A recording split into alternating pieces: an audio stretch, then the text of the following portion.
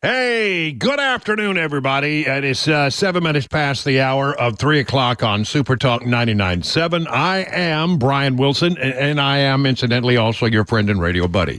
And we're glad to have you along on this. I mean, beautiful. I mean, I thought July was generally hotter than June, but I mean, it's not too bad out there. Not too shabby. I mean, it's really nice. I got 84 degrees in Nashville right now, and the humidity not so bad. Yeah, it's actually pretty nice out. Actually, a pretty nice day out there, and so enjoy this respite from the oppressive, overwhelming, muggy weather we've been having. Muggy, that's a good word. Yeah, that's exactly what it is. Been muggy. And I feel like I'm getting mugged every time I walk outside. We got a lot of stuff going on here today. Let me just get right into it because I think, quite frankly, it's going to take a little while to unpack all this stuff. Supreme Court handed down, finally handed down the immunity decision, and it is a good one for President Trump, I believe. Well, I'll tell you what, his lawyers sure believe it's a good one. One thing that I can tell you right now is as a result of this ruling and the way things will likely play out, there is zero chance, I think, that this case is going to be brought before the election. So, it seems that it'll be very difficult, of course, to if he wins, to prosecute Trump while he's a sitting president. So, this puts it off for years if it ever happens at all. It's entirely possible that the Jack Smith will look at this and say, well, I don't have a case, or I don't have a very strong case, and just decide not to go forward. But one way or the other, here is Trump's attorney, Will Scharf, speaking on Fox News with that nice Martha McCallum. She had the right questions, and Scharf is pretty happy here. Yeah, we were pretty excited. We really don't think the Supreme Court could have issued a better opinion here. At oral argument, Justice Neil Gorsuch said that this case goes well beyond President Trump. It's truly one for the ages. And I think that's the sort of opinion that we got out of the court today. This is an opinion that upholds our constitutional system of separation of powers. It defends the institution and the office of the presidency. Certainly it has a drastic and devastating impact on Jack Smith's ongoing prosecution of President Trump. But more than that, we're just very happy that the Supreme Court stuck to the Constitution, stuck to the rule of law, and defended the institution of the presidency in this case. So what's going to happen now is really what should have happened from the start of this case. We are going to see a searching, fact-intensive inquiry by the lower courts into what conduct was private and what was official. That's something that's going to play out in the coming months. We think we have very strong grounds to argue that a vast majority of this indictment falls within the Supreme Court's definition of official conduct. So I'm glad that the Supreme Court stepped in. I'm glad that we're going to have an orderly process here going forward, sorting out official from unofficial acts. And we believe that's a process that's going to be highly favorable to President Trump in court. Do you think there's any chance this goes to court before November? There is almost zero chance of there being any other trial against President Trump before the November election. He's going to be on the campaign trail where he belongs and not tied up in courtrooms. What do you think happens at the sentencing next week? We'll see. That's obviously a contentious issue, but I believe that entire judgment is going to be thrown out on appeal because of how unconstitutional and lawless that entire New York prosecution was. So whatever the sentence is, we're excited to get that up to the higher courts where we believe we have a very strong chance of success. All right. So, let's just understand the last two things I think are very important. Number one, there is zero chance of any other trial. They're all hung up. And this one's now hung up in a big way, is going to be taking place before the election. So Trump will be on the campaign trail unencumbered by that. The one thing on the horizon is July 11th. I think, is that next week? Yeah, I think it's next week. And what will happen, maybe it's beyond next week. I got to look at my calendar. But it's next Thursday. Next Thursday. Yeah. Thank you very much. I appreciate you. So it's next Thursday. So that next Thursday, there will be, some kind of ruling by Judge Merchan about his, how he wants to carry out the 34 convictions. And look, no matter what happens, he's allowed to appeal, and he's not. I mean, unless I've missed something here, all of the lawyers have been saying he doesn't go to jail during the appeal. It's an automatic appeal if he wants it, and he doesn't have to go to jail if jail time were to be handed down. And then it just that's it. I mean, that one gets tied up for a while in the appeal process, and so none of that stuff is going to be a problem. There'll be a headline. Whatever Merchan does, Judge Juan Merchan does, there'll be some kind of headline. That's a very short news cycle, given all the stuff that's going on. And then he's free to focus on the campaign. So his lawyers have done a tremendous job. But this ruling today is incredibly important. Here's CNN legal analyst Elie Honig talking about what he thinks this means. This case will not go before the election. It will not be tried before the election, and here's why. Supreme Court has just said there is such thing as criminal immunity. The test, as we anticipated, is essentially official acts versus unofficial acts. We're sending it back to the district court. And this is an important detail, the court says several times, whatever the district court finds can be appealed before trial. Jack Smith had made an argument of, well, maybe the district judge, the trial judge, can work it out and send it to the jury, and then the jury can separate official from unofficial acts. Several times in this opinion, the Supreme Court, the majority, says explicitly whatever the judge decides about what's official or unofficial, what's immune or not immune, that can be appealed back up. 0% chance that happens before November. Well, again, there's that 0% chance. So, it sounds like things have worked out pretty well here. The lawfare part of this attempt by Democrats to derail the Trump campaign has fallen by the wayside. Democrats are livid. I mean, they are so mad, they're spitting. They can't stand it. AOC says she wants to bring impeachment cases against the Supreme Court, which of course is going to go nowhere. It's just sound and fury, which doesn't mean a darn thing. So that's pretty interesting stuff. Let me just read some of the better stories that I found on this. This is from the New York Post. The U.S. Supreme Court ruled Monday that former President Donald Trump enjoys absolute immunity from prosecution for official acts during his presidency without saying whether his alleged 2020 election subversion falls under that. It's alleged, right? The nation's top court instead left it to the lower courts to set out what constitutes an official act by a sitting president and whether that applies in the 2020 election case. In a 6-3 decision authored by the Chief Justice himself, John Roberts, the panel stressed that the president is not above the law and that not everything the president does is official. All three liberal justices, as you might imagine, have dissented. The High Court's ruling vacated an earlier decision by a lower court judge rejecting the immunity theory and cleared the way for more appeals by the former president that could set the trial back months or years if it happens at all. Like everyone, Roberts wrote, the president is subject to prosecution in his unofficial capacity. But unlike anyone else, the president is a branch of government, and the Constitution vests in him sweeping powers and duties. It's a 43-page decision that Roberts wrote. Accounting for that reality and ensuring that the president may exercise those powers forcibly as the framers anticipated he would, does not place him above the law. It preserves the basic structure of the Constitution from which that law derives. Further, Roberts went on to say further, Congress may not criminalize the president's conduct in carrying out the responsibilities of the executive branch under the Constitution. In remanding the matter back to the lower courts for further analysis, Roberts contended that it's ultimately the government's burden to rebut the presumption of immunity.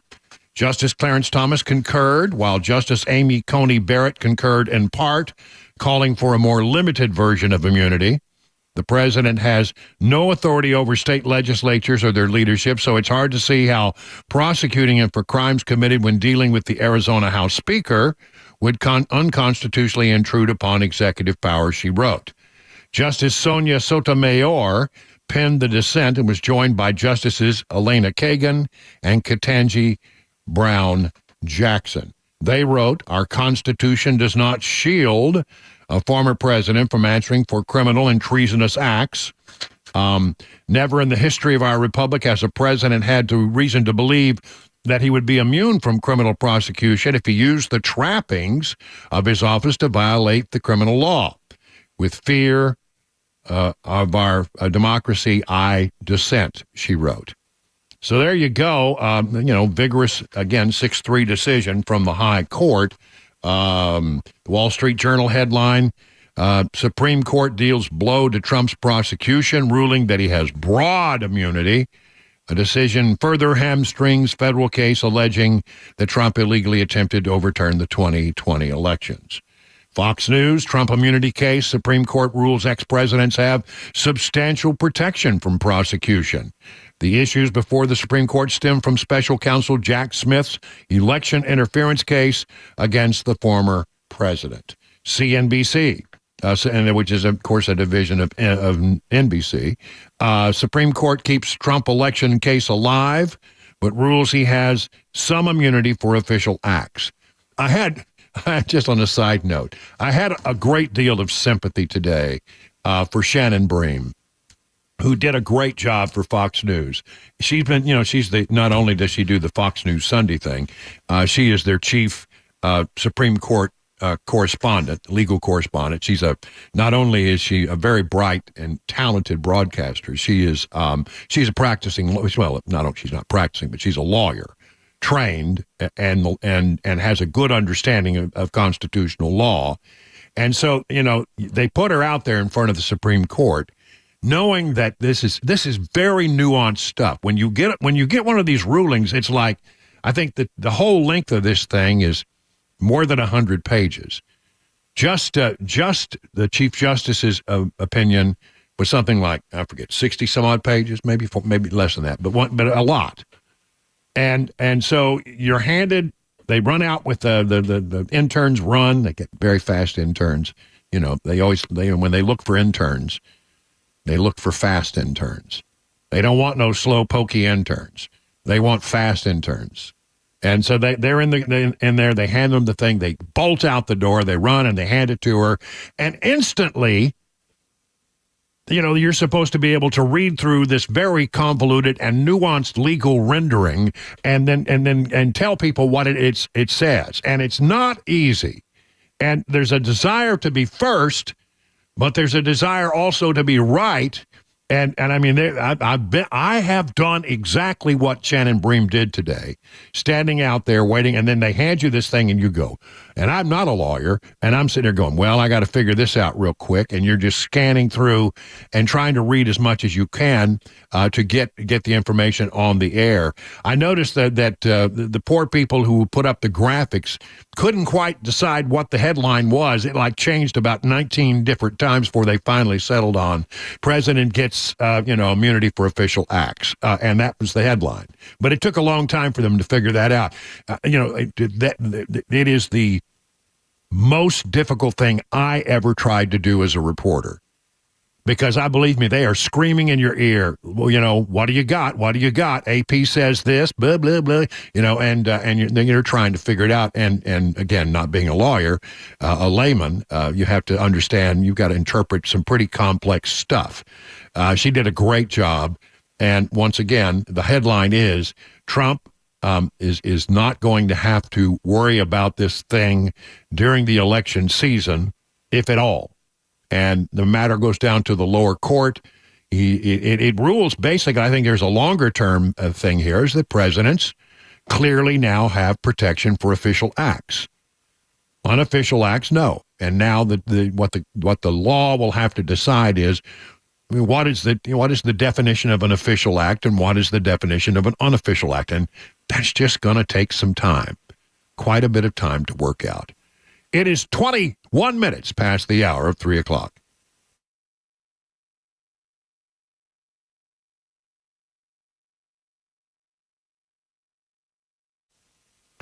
Stinky. Is that what it was like the last time you were in an auto repair shop?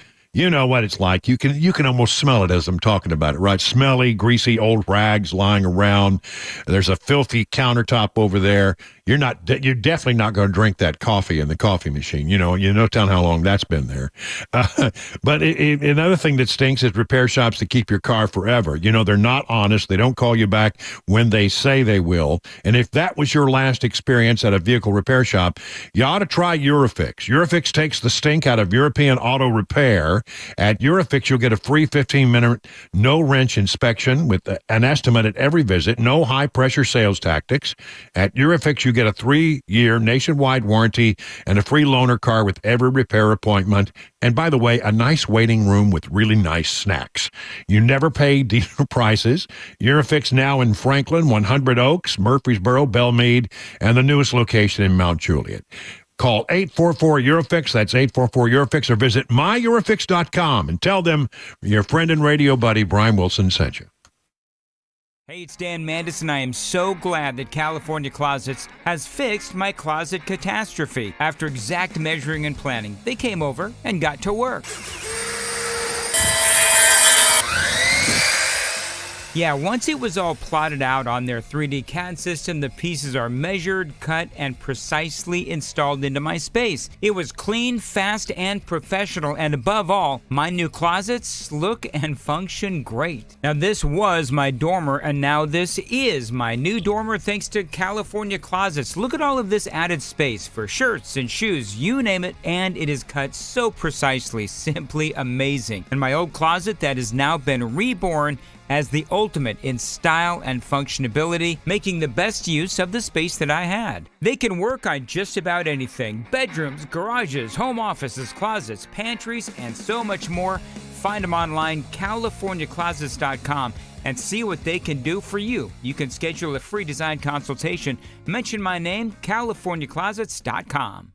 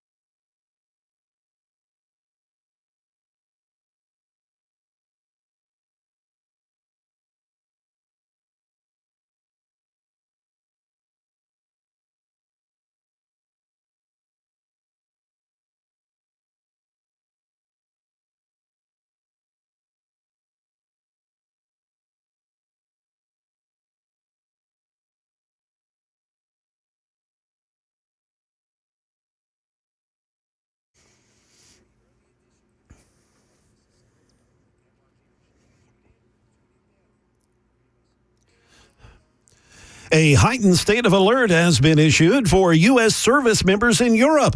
Hunter Biden filing lawsuits against a TV network, and the Nashville Predators reportedly signing a Stanley Cup winning superstar. We'll have those stories at 3:30 on Super Talk 99.7 WTN.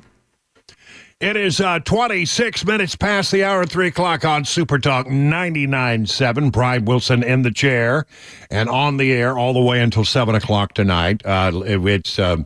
It's going to be a busy news. They got a lot of ground to cover here. Other stories besides this. I mean, this is the big decision out of the Supreme Court. Long anticipated, big story, huge story. There's still a lot of fallout, actually, over the debate the other night.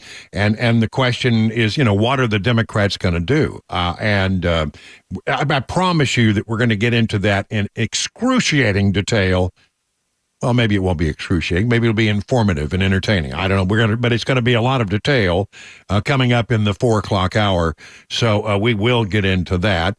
We got Jay Harper in the newsroom. Hey, Jay, good to see you over there. I hope you had a great weekend. Yes, sir. It was busy, but good all the same. Hopefully the same for you. Yeah, it was good. I mentioned to Matt Murphy that I had my wife was traveling this weekend, see her mom up in Michigan, and mom and dad up there, and so I had the house to myself, me and the bulldog, and I don't know how this happened. I didn't get a honeydew list. Yeah, I was going to ask the honeydew list. No, I know. So it was free weekend, and so me and the bulldog just sort of lazed around a lot. And caught up on some TV, etc. We didn't do a whole lot. It was too hot most of the weekend. And so, that was a good weekend. And this is basically, for us, it's a short work week because that's true. We got the 4th of July coming up and all of that. There's Chris Weber, by the way. I forgot to say hello to Chris. Hello, Chris. Pushing all the blinky buttons. Didn't mean to give you short shrift there. I'm used to it. Okay. But I mean, I am looking forward to I love the 4th of July. I love it so much. And, small town 4th of Julys are, I think, the best. I used to love to go and visit my sister who lives in a little tiny town just outside of Amarillo called Canyon. And they have they call it Canyon America, USA. It is so, picturesque and so perfectly small town little parade.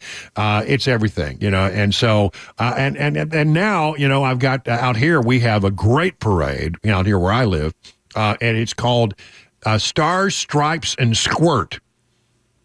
I know. Do we have the squirt sound effects? Can you have that? I don't know if FCC allows such things. No. It's a different kind of squirt. So what the deal is that it's a big, a hoo-ha parade, but everybody is allowed to carry squirt guns.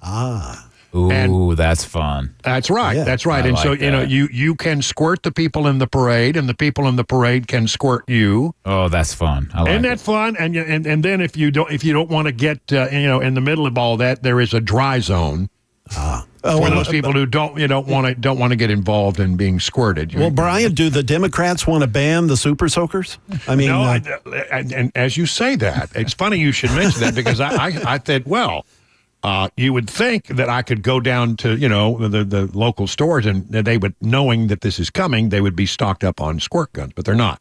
So I had to special order mine. Oh, boy. Yeah, Chris, you saw them when you were at the house. Oh, that's right. Yeah, that's right. And I mean, these are, I got 30 feet on these things.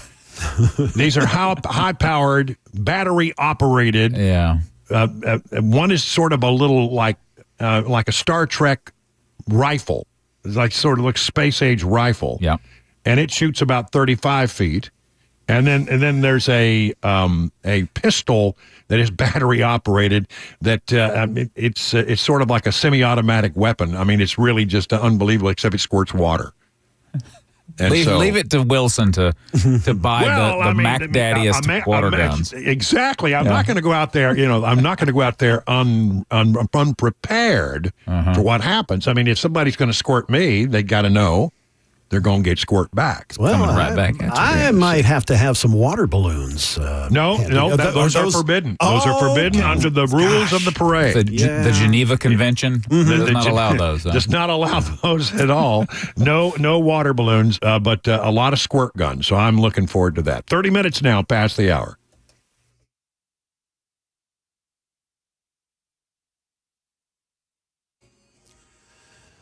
Good afternoon, 3:30, and I'm Jay Harper with your top stories. Plenty of sunshine. Yeah, it's water gun weather as the temperatures inch up. We're at 84 degrees, rather pleasant with the low humidity, but boy, A hot forecast is on the way, along with a traffic report.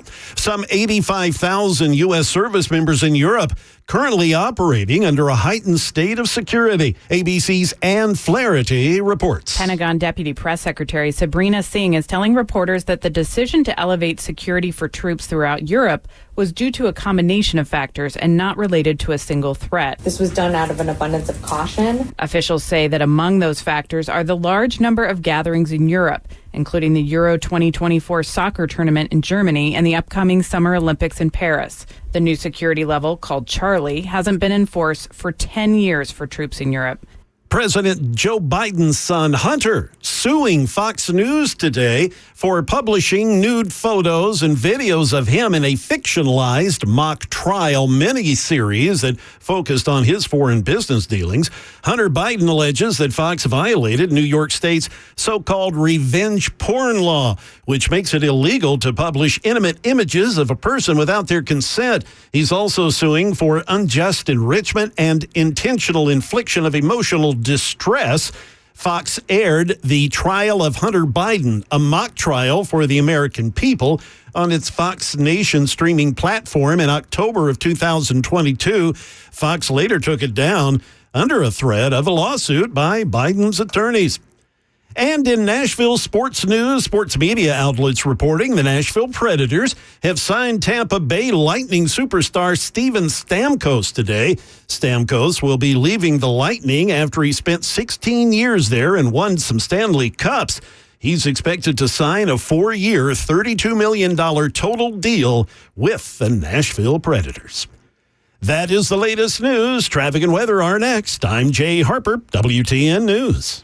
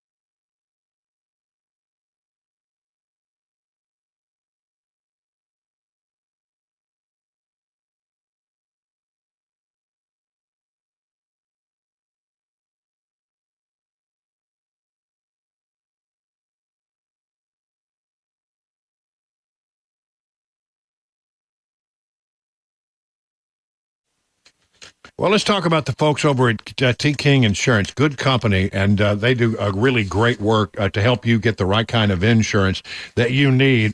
They've been there over 25 years as an independent agency. And that's a pretty important thing, being an independent agency. What it means is they're not wedded to just one product. I mean, if you do business with those internet insurance companies, they just take whatever they got and they plug it in, take it or leave it. But at T. King Insurance, they can shop around. They can look at a bunch of different policies and find one that really fits your need.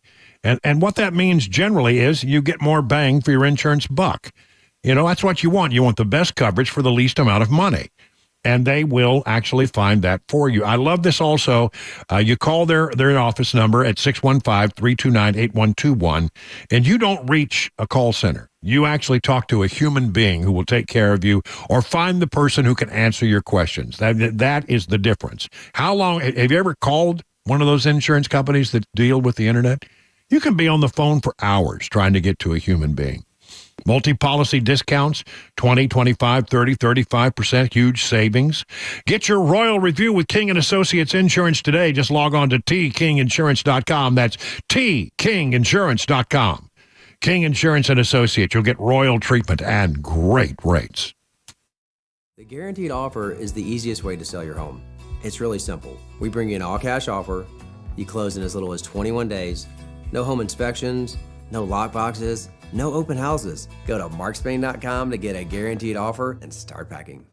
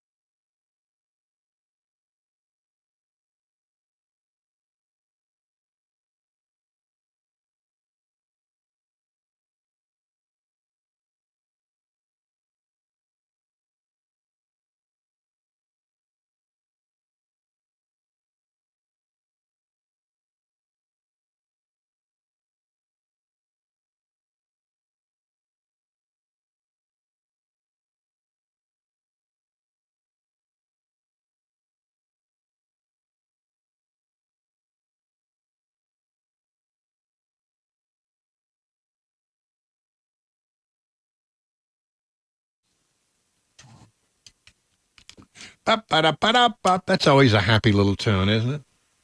What is that? I've never asked you that question, but that's a happy, snappy little tune. It's another gem from our friends Cake. Oh, I love Cake. Yeah. All right. Well, anyway, I love that. We are got a lot of things going on. This is the 1st of July, and so a lot of laws now go into effect that the state legislature had passed earlier in the year. And I mean, there's some stuff in here. I mean, some of this stuff is pretty significant stuff.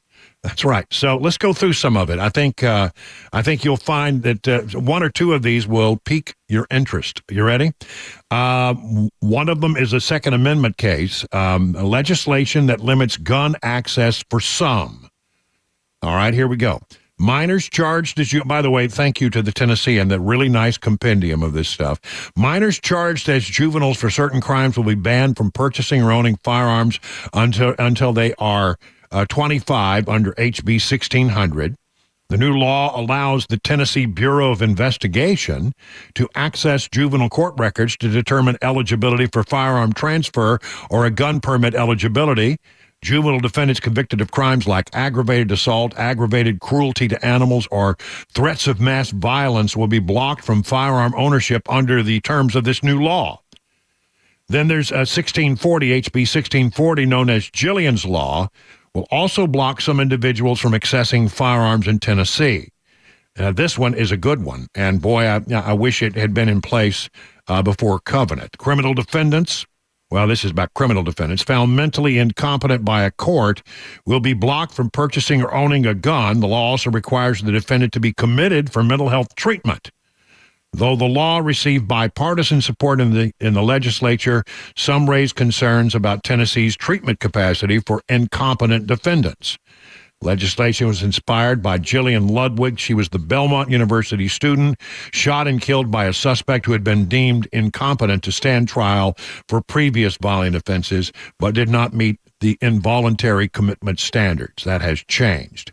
And there's a companion bill requires the state to pay for court-ordered mental health assessments and treatment of people charged with misdemeanor and suspected of mental incompetency. You've heard this a lot. This has to do with, this is Music City after all, and this is a state where we take the production of music very seriously. It's one of our major industries. Tennessee's much-lauded Elvis Act will officially go into effect today, codifying, turning into law protections for artists against artificial intelligence. And we have already seen how this stuff can play out. I think there's a Randy Travis song. Randy Travis hasn't put out a new song, of course, because he's got these mental health physical health challenges, and can't really go to the recording studio anymore. But they took his voice from previous recordings and ran it through a computer, and then were able to get the computer to sing a new song in Randy Travis's voice. And this is, it's astonishingly good. When you hear it, you go, Randy Travis. Sounds like Randy, yep. Sounds like Randy. Well, and what they're afraid is that people will try to revive the voice of Elvis. And the Randy Travis one was done with Randy's blessing. He was involved absolutely. In this. Yeah. He knew this is exactly, he's completely on board with it. But, some of these artists, you wouldn't want to revive the voice of Elvis and put him on new recording. That would just be wrong. But nonetheless, artists and anyone else with exclusive licenses like labels and distribution groups can sue civilly for damages now. I think that's a pretty good law. Delta 8 regulations. Last year, lawmakers passed a new law enacting myriad regulations on hemp-derived products including blocking sales to people under 21. Now, that took place last July, but some business regulations were not set to take effect until July of 2024 to give businesses time to get ready and to meet the strictures of the law. Manufacturers and sellers of hemp-derived cannabis products will be required to have a valid license issued by the Department of Agriculture. To qualify for a license, producers must follow state regulations, pay a fee of up to $500, consent to reasonable inspection and sampling, and undergo criminal background checks. Individuals not eligible for licensure within 10 years of any drug-related felony conviction. So there you go. That's the new law that now most of it was passed last year. Part of it takes place this year. If you've ever had your car booted, pay attention to this. A new law will overhaul booting and towing regulations in the state, most notably blocking unlicensed companies from booting vehicles and capping booting fees at $75 under the Modernization of Towing, Immobilization, and Oversight Normalization. That's an acronym that spells motion. Those lawmakers are so clever with that stuff. How much money they spend figuring that one out. I know. They probably had a committee of hundreds. Booting companies are required to remove a boot from a vehicle within 45 minutes of a vehicle owner's call. And you can't be charged more than $75. Tennessee in this spring reported on the growing number of Nashville residents who complained about what they say is a predatory practice of companies booting cars on private property with unclear signage and lengthy wait periods to get the boot removed. Oh, that would be so maddening. So maddening. Cyberbullying penalties will increase for bullying and cyberbullying offenses, those similar to harassment offenses. It also requires police to report bullying or cyberbullying incidents to the parents or guardians of minor victims. Do you know, I did not know what this was. The Carolina Squat. Oh yeah, do you know what this is? Oh yeah, it sounds like something that maybe we shouldn't be talking about. Sounds on like the a radio. dirty dance move. Yeah, or what you have to do in an emergency on the side of the road. You got to do the Carolina Squat. No, that's not it. Sorry, there's an image you won't get out of your head today. Never. A vehicle modification known as the Carolina Squat will now be illegal in Tennessee under House Bill 1944. Now, this new law blocks motor vehicles that have an altered front fender that is 4 or more inches higher than the rear fender. You understand? When you see these cars, they're all jacked up in the front and they're low in the back, which is a stupid look. Very. But, I mean, apparently there's some people who really think that's about that's the cat's meow. That's what we got to have. We got to have us the Carolina squat. Well, it's seen on trucks and large SUVs. It's already been banned in North Carolina. The Carolina squat is not legal in even North Carolina. It's been banned in Virginia, and now it is banned here in the great state of Tennessee. Drivers will be fined $200 for the first offense, $500 for the second. A third offense in a 12-month period could lead to a driver license revocation. So they're not messing around. No squatting, no Carolina squatting allowed in Tennessee. They'll get out. The police officer will be running around with measuring tapes. Yeah. Okay. I mean, unfortunately, you don't even need measuring tapes. These things are so just terrible looking. Looks like the dog dragging its butt across the carpet. Front end's up and back end's real low. That's good. I love that. That's an apt description. I'll tell you for sure. No, I mean, I just me. I was watching because I had a lot of time on my hand. Watching these auto programs on the weekend where they're rebuilding old cars. I love those shows. Yeah, me too. Cabana wife never likes to watch them, so when she's gone, I binge on them, and I don't understand taking like an old car and putting it an inch off the ground. What is that? Well, it depends on the car. I like it if it's a certain kind of car looks good, but it's low. For me, I like a truck maybe a little higher, not lower. I mean, I look at that and I go, that is just but ugly. I mean, most of them have these inflatable systems, so you can put them up or down. Oh, the airbag systems. The airbag system, right? But I would never want that. Not in a million years. It's just, it's not a look that I like. And, when I had my 1969 Chevrolet C10 pickup truck, which now Dawn's son owns that truck, everybody said, that's a good-looking truck. It needs to be a little lower. I said, no, I like it just like it. And people say, no, you need to lower that. Get that down, 2, 3, 4, 5, 6 inches. I go, no, not at all. I don't want that. Now, if anything, I want it to go up. Wow. All right. Look at you bucking the trends. Yeah, I just to me it's what are you doing to this great classic vehicle? So Brian, I take it you're probably like me. You like to keep these vehicles pretty close to original, if not totally original. No, the classic cars. I like resto mods, which says they look original, but underneath there's a lot of new stuff. Yeah, new like disc brakes and things as opposed to the mechanical brakes and whatnot. I put an air conditioning system in my C10 pickup truck that it didn't have one before, and I installed one. I thought, this is insane. You can't drive it in the summer; it's too hot. And then the other thing that I did was it didn't have. And boy, it was hard to turn. It had no power steering. Oh yeah. And I'm telling you, it took everything I had to turn that thing. So I had power steering put in, and I don't mind that kind of stuff. I had of course a top of the line stereo system, which of course would not have been available to anyone in 1969. And I could play my, iTunes through the thing. So, I don't mind that kind of stuff, but I want it on what you like. On the outside, I want it to look sort of original. Yeah, I got you. Yeah. I used to have a 55 Ford 2-door club sedan. The radio in it had it was a tube radio, so you had to wait for it to warm up. I pulled the tube radio out of this, and I thought about replacing it, and it was really expensive to do so.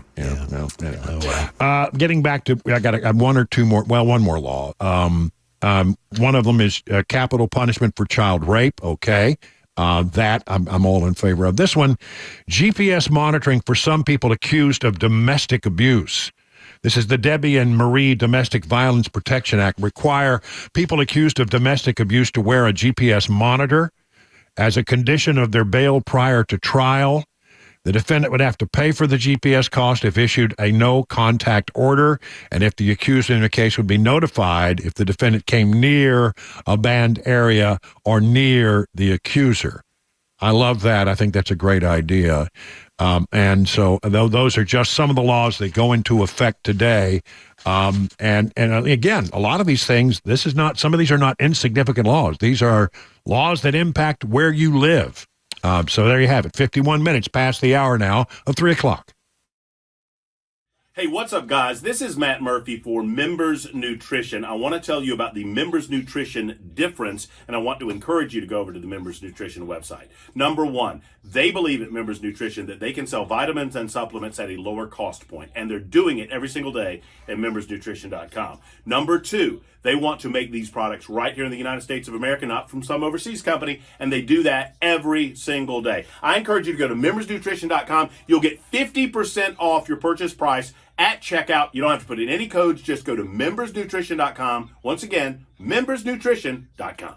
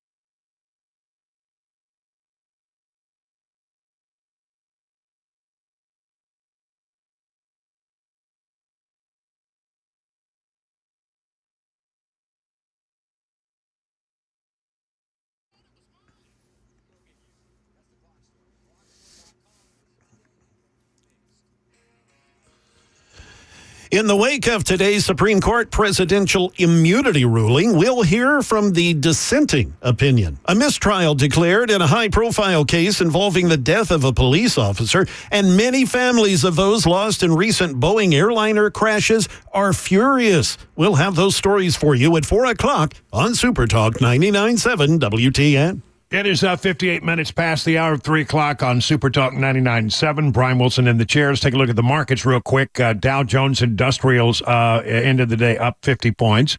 S&P up 14. NASDAQ up 146. So all screens are vibrantly green. Now, Ty Draper is with us today to talk more about how it's going for millennials. They're just not doing as well financially as some of the previous generations have done. What's that all about, Ty? Yeah, hey, Brian, over the next 20 years, a $90 trillion with a T dollar wealth transfer to millennials will make them the richest generation in history. But are they really prepared to handle this transfer of wealth? Many wealth experts don't think so. Millennials, those born between 1981 and 96, are often portrayed as kind of lazy, entitled, and frivolous with much of their spending. More apt to spend than save, over one-third of millennials say they rely on the bank of mom and dad for some type of financial support. Millennials typically feel it's better to treat themselves now than rather save for the future. Now, you couple all this with potential higher taxes in the future, disastrous mixture that could be. All right, Ty, thank you very much. Hey, listen, find out about all the things that Ty and John Maxon and all the good people over at Beacon Capital Management can do to help you get ready for your retirement. Just go to their website, askbeaconnow.com. It is 59 minutes past the hour. Let's talk about the friends over at United Structural Systems. Good people have been around here for now 30 years, more than 25,000 satisfied residential customers. And, let's get back to the basics of some of the things they do here. They're great on foundation repair. And if you've got a problem. The cracks in the bricks, the walls that are bowing, the doors or windows that are sticking, drywall separating, stair-step cracks and masonry mortar joints, maybe a chimney that's tilting or leaning. All of these are signs that you have a foundation issue and you need the folks at USS to come out and take a look at it. Also, concrete. You got sinking concrete somewhere, a settling sidewalk or a driveway, sinking slabs or patio steps. They can fix that with something they call their polylift system. Less expensive than replacing the concrete. So what they say is don't replace it, raise it. That's what you want to do. Why don't you call them at their number, 615-488-7855. Again, that's 615-488-7855. Learn more at USSTN.com. The guaranteed offer is the easiest way to sell your home. It's really simple. We bring you an all-cash offer. You close in as little as 21 days. No home inspections, no lock boxes, no open houses. Go to markspain.com to get a guaranteed offer and start packing.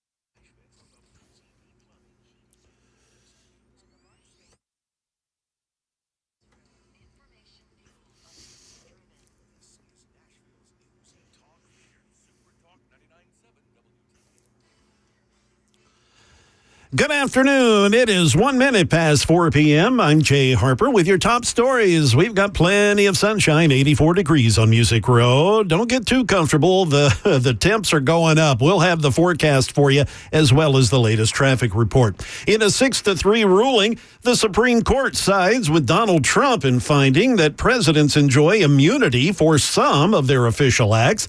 ABC News correspondent Stephen Portnoy, he has a reaction from the dissenters in the case. Chief Justice Roberts' opinion sends the case back to the trial court, directing Judge Tanya Chutkan to separate out Trump's official acts, suggesting his unofficial acts could remain the subject of an indictment. The main dissent has liberal Justice Sonia Sotomayor warning that the court has reshaped the institution of the presidency, turning the person who holds the office into a king above the law who can order the assassination of a rival, organize a coup, and give out a pardon for a bribe. In Massachusetts, a mistrial declared in the case of a woman there accused of killing her boyfriend, a Boston police officer. ABC's Derek Dennis has more. Supporters of Karen Reed outside a Dedham, Massachusetts courthouse celebrating a mistrial. Jurors deadlocked in the case against her. It was very evident that Karen Reed did not do this. That supporter among a crowd wearing pink in solidarity. Reed accused of hitting her boyfriend, John O'Keefe, a Boston police officer, with her SUV and leaving him to die in a snowstorm. Defense attorney Alan Jackson saying prosecutors didn't prove their case. They failed miserably and they'll continue to fail. A reference to a statement from the prosecution that they'll try Karen Reed again. Families of those who died on board 2 Boeing 737 MAX crashes are furious at a reported plea agreement being offered to Boeing. Families of the victims who died on board Boeing 737 MAX airplanes want a trial. They want Boeing executives to go to prison, and they want $20 billion from Boeing. A reported deal that will be offered to Boeing will be much less than that. Instead, no trial, a $200 million fine, and a corporate monitor for misleading the FAA over the 737 MAX. Nadia Milleron's daughter died on board a 737 MAX. We need to hold Boeing accountable. Boeing insists that it has made changes to improve safety. That is the latest news. Traffic and weather are next. I'm Jay Harper, WTN News. Hey, it's Dan Mandis, and I am so glad that California Closets has fixed my closet catastrophe. After exact measuring and planning, they came over and got to work. Yeah, once it was all plotted out on their 3D CAD system, the pieces are measured, cut, and precisely installed into my space. It was clean, fast, and professional, and above all, my new closets look and function great. Now, this was my dormer, and now this is my new dormer thanks to California Closets. Look at all of this added space for shirts and shoes, you name it, and it is cut so precisely, simply amazing. And my old closet that has now been reborn as the ultimate in style and functionability, making the best use of the space that I had. They can work on just about anything: bedrooms, garages, home offices, closets, pantries, and so much more. Find them online, CaliforniaClosets.com, and see what they can do for you. You can schedule a free design consultation. Mention my name, CaliforniaClosets.com.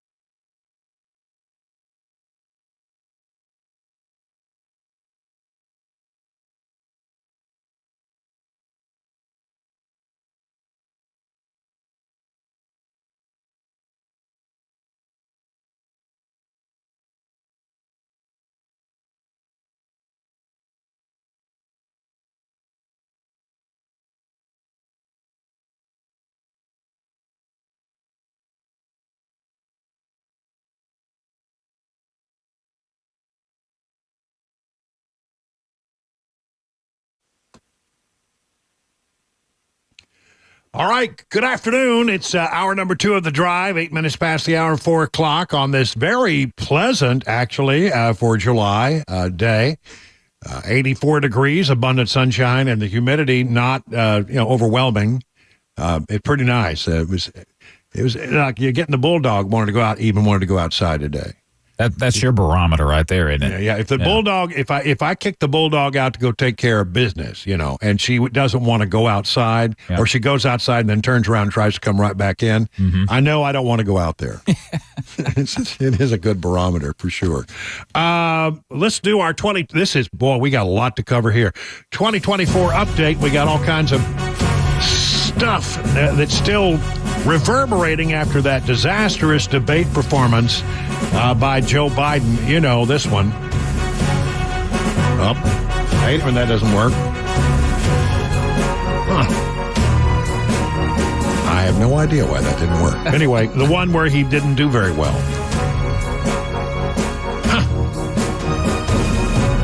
Well, we'll try to figure that out. I don't know why it was quiet. Because I got a bunch of sound here I want to play. I want to make sure we can actually play some sound. Let's see. Wow.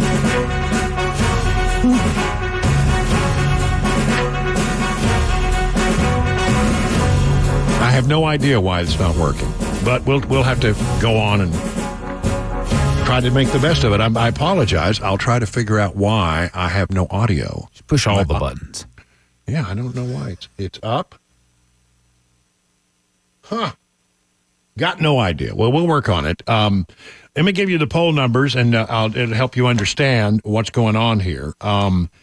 First of all, if you look at the basic numbers, the general election numbers, I don't see a lot of change.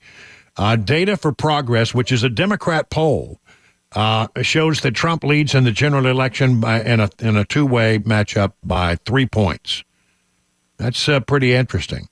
There's a Michigan poll. I'll get to that in just a little bit. Here are some other poll data that came in over the weekend, and this is the take from townhall.com. Despite Biden claims that his debate performance won over more undecided voters than Donald Trump's, polls tend to show a different story. According to a JL's Partners poll, and this is huge if it's accurate, nearly 70% of independent voters want Biden to drop out of the 2024 race, while only 32% of Democrats disagree. Those are not great numbers if you're the sitting president of the United States. Biden's debate performance worked in former President Donald Trump's favor, with 44% of independents planning to vote for Trump, which is up 4 points following the debate. Remember, independents often decide elections, and which way they go is hugely important. You need your base. The good news is the Republican base is pretty secure. Largely, I mean, there are a few out there, old sore heads who don't like Trump, but I mean, overall, the Republican base is remarkably solid. Biden's base is eroding, and that's not a good sign either. So anyway, if you're up 4% at independents after the debate, that's a huge, huge, important move. Meanwhile, Biden's support fell a massive 28 percentage points since before the debate. Listen to the 28 points since before the debate. Now, only 24% of voters plan to vote for him in November. That's overall. That's Democrats, Republicans, and independents. On the contrary, only 41% of voters said Biden should have dropped out of the race in 2020. That tells you how far he has fallen. A CBS News poll found that 3/4 of the electorate have doubts about Biden's ability to serve 4 years in office. Post-debate, 72% of voters believe Biden does not have the mental and cognitive health to serve as president. That's a huge thing, isn't it? I mean, it really is. Wow. In February, 72% of voters believe Biden does not have the mental and cognitive health to serve as president. In February, 63% of voters suggested the president should not run again. However, that number has increased, with 72% saying the very same thing. Huh. That's pretty interesting. That's a tremendous drop. So all of those poll numbers do not work well for Biden.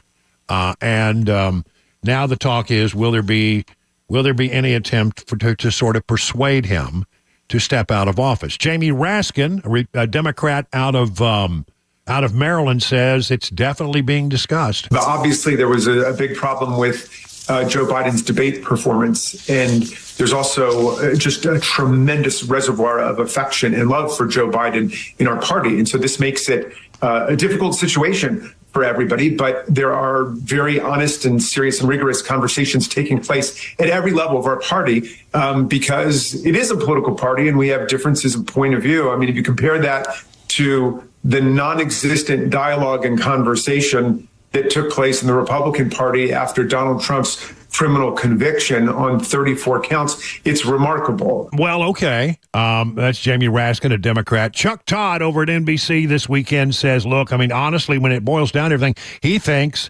that there's no other option for the Democrats except for Kamala Harris. Let's be realistic here. If he decides to do this, to back off, he controls his delegates. Yeah. Because they are already his delegates. Yeah. He would control, essentially, he'd be king or queen maker here. Mm-hmm. And there is really no other option. Okay, it's Kamala Harris. And I kind of think everybody needs to just realize this. It's going to be her, which perhaps is why suddenly you have other Democratic figures saying, as much as they want this, they're nervous if she leads the ticket. But I think you look at Biden's poll numbers and say, if you believe this is about Biden, then you would say stick with him. I think it's pretty obvious this is about Trump, which is why Biden is. I mean, we should look at this through the other prism. How has Trump not gotten a lift out of this? Well, he has gotten a lift out of it if you look at the numbers. Chuck chooses not to look at some of the polls that are out there. Biden family blames staff for debate performance as he lays low again at Camp David. They had a big family gathering. Now, the first thing the White House says, they're not talking about this. They're not talking about whether Joe should get out. They're not talking about it all. And then all this other stories came out and said they absolutely were talking about it, and the family told him to stay in the race. Jill Biden does not want him to get out. And if the reporting that I'm getting on this is correct, then neither does Hunter. Hunter was probably the strongest one. You've got to stay in. You've got to stay in. You've got to stay in. Now listen, he listens to his wife. He thinks highly of his son. So it's that really does motivate him, and nobody can make him step out at this point. I mean, they just can't. So that happened today, happened over the weekend at Camp David. D.C. insiders. This is a story from PJ Media. Let's be honest, everyone has known for a long time that Joe Biden is both physically frail and cognitively impaired. Biden's allies have merely thought they could deny it until after the election.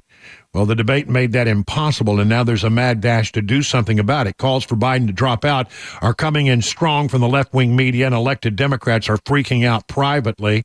And then the headline says, well, was he set up? Was this a soft coup? There's never been a debate this early before. Traditionally, the debates are held after the Republican and Democrat conventions, which are in July and August. A former Hillary Clinton aide told the Daily Mail. Most years, the first debate is in early September ahead of the November elections. Biden's inner circle demanded this early debate. There's a growing belief this was a soft coup because they know he isn't fit to govern and have known for some time. They wanted to test him against Trump early, while there was still time to replace him if he failed to rise to the occasion, which, of course, he did spectacularly. I've been saying this forever. That's why they were having the early debate. And if he washed out, it was not going to go well. Very interesting story in Politico. And really, it's about Governor Gretchen Whitmer out of Michigan, who apparently there was a lot of buzz that she had sent people to Washington to prepare for a potential candidacy if that developed. She says that's not true. She had to call the campaign chair over at the Biden campaign, Jennifer O'Malley Dillon, and have a phone conversation to deny that. But in this story, they have buried the lead. I mean, they have really buried the lead. This is all interesting stuff. But the real story was that apparently in this phone call, Whitmer gave O'Malley a sort of an update on where things stand in Michigan, an important battleground state. And she said that Michigan, in the wake of the debate, was no longer winnable for Biden. That comports with a new poll that's out, an MRA poll, where it says that in a two-way matchup, Trump leads Biden in Michigan by 4.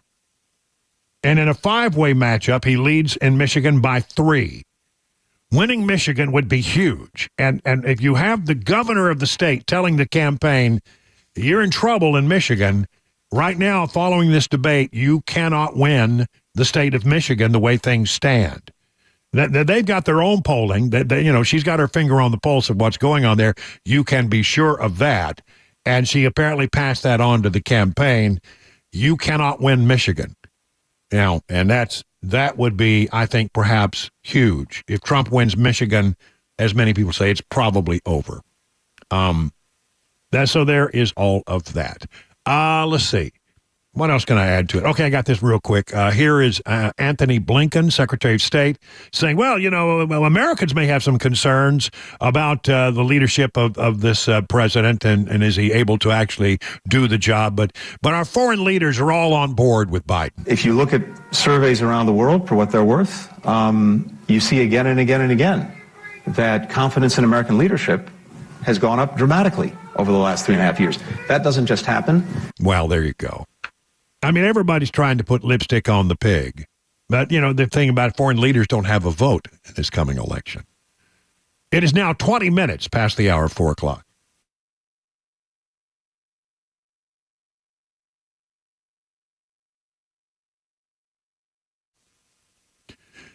So a question from the folks at Beacon Capital Management. Are your retirement taxes structured to minimize your taxes?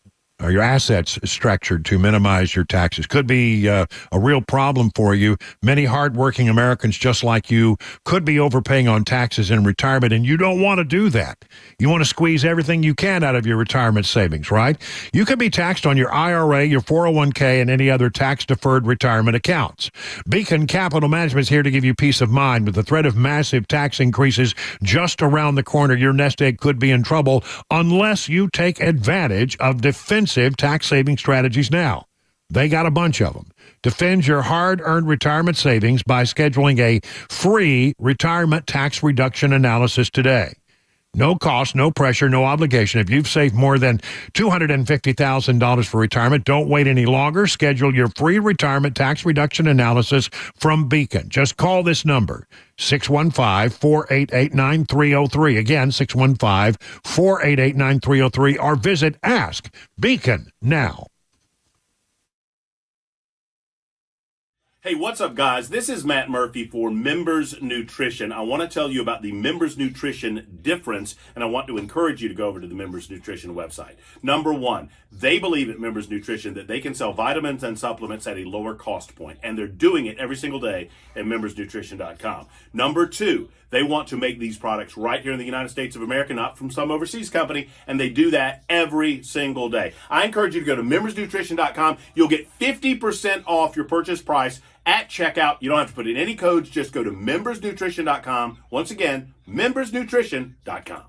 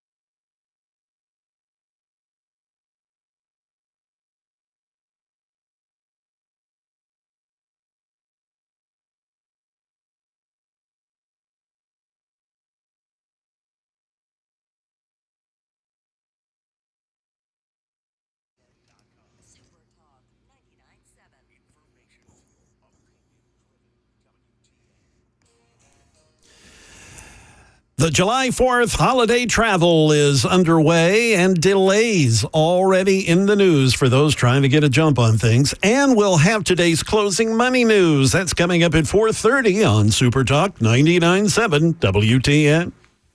25 minutes past the hour, 4 o'clock. Brian Wilson in the chair. You got Jay Harper there in the newsroom. We got Chris Weber in the control room pushing all the blinky buttons behind the glass there, keeping us on track. Listen, here's the deal. If you want to buy a home, a median-sized home in Nashville, you're going to have to pony up a lot of money. This is hard to believe, and this is from WSMV's website, but it really is a report done by the folks over at Zillow.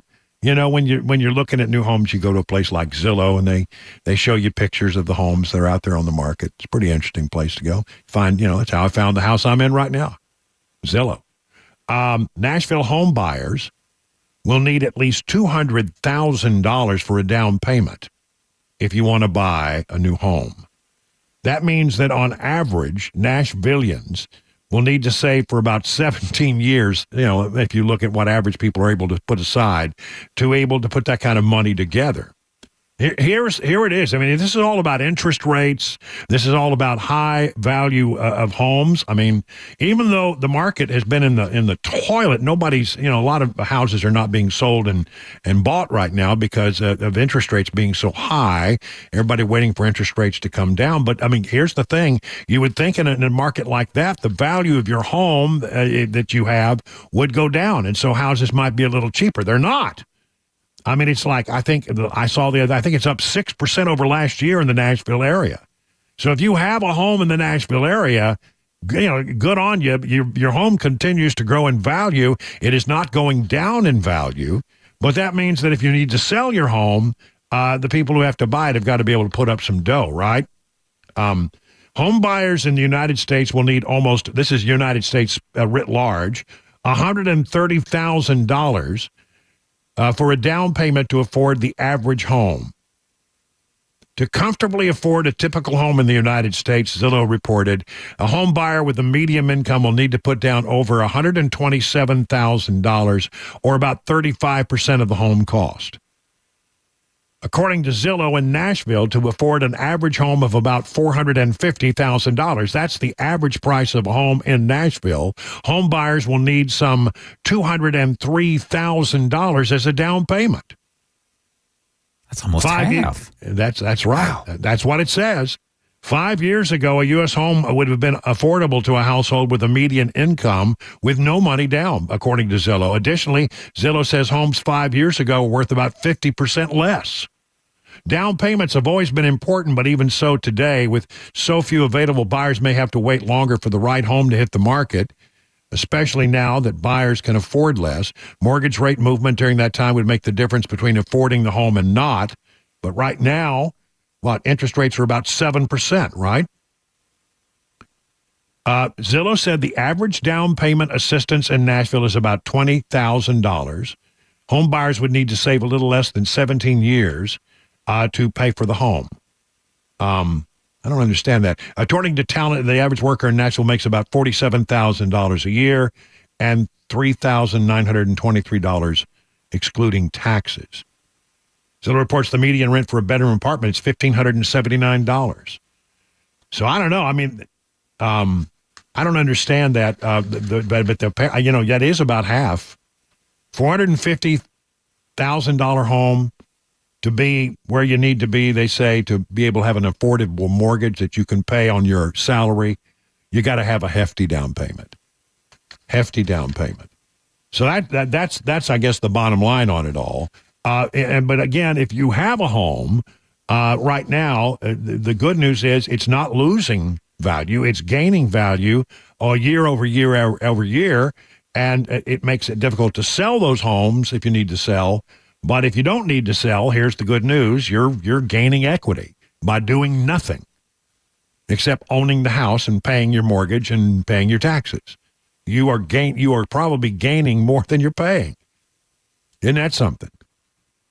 Boy, I tell you, when I think back to my first home that I bought, Amarillo, Texas, $23,000. Oh, wow. Yeah, and it wasn't much of a home.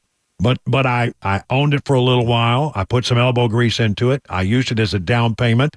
Interest rates at that time were 12%. Oof. Yeah, it was really tough.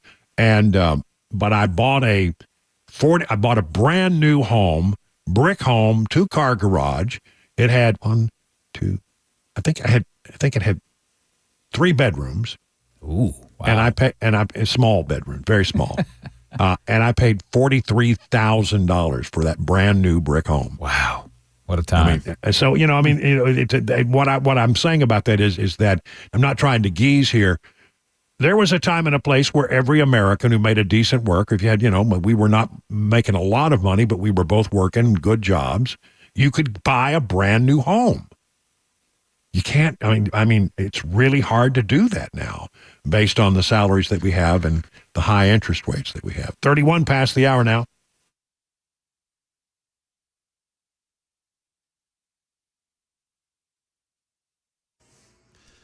Good afternoon, 31 minutes past 4. I'm Jay Harper with your top stories. Still plenty of sunshine. The humidity's not bad. Still a little warm, 84 degrees.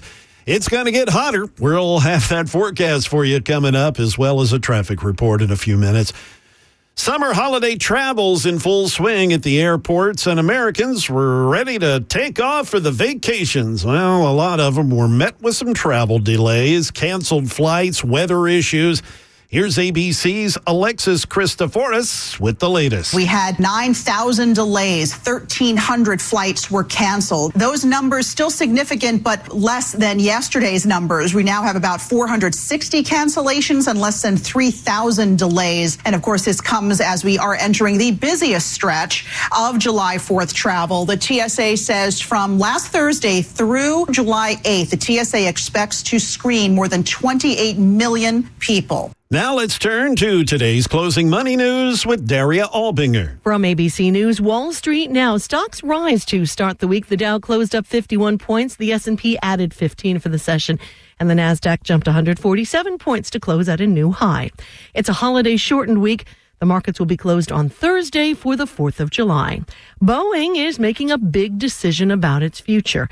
The jet makers announced plans to buy key supplier Spirit Aerosystems for almost $4.75 billion. The company says the move will improve plane quality and safety, with increasing scrutiny by airlines, Congress, and the Department of Justice. Speaking of the Justice Department, it wants Boeing to plead guilty to criminal fraud in connection with 2 deadly plane crashes involving its 737 MAX jetliners in 2018 and 2019. Deere & Company is laying off nearly 600 workers as the farm equipment maker continues to deal with declining demand. The cuts are focused on the company's 2 factories in Iowa and 1 at its home base in Moline, Illinois. That is the latest news. Traffic and weather are next. I'm Jay Harper, WTN News.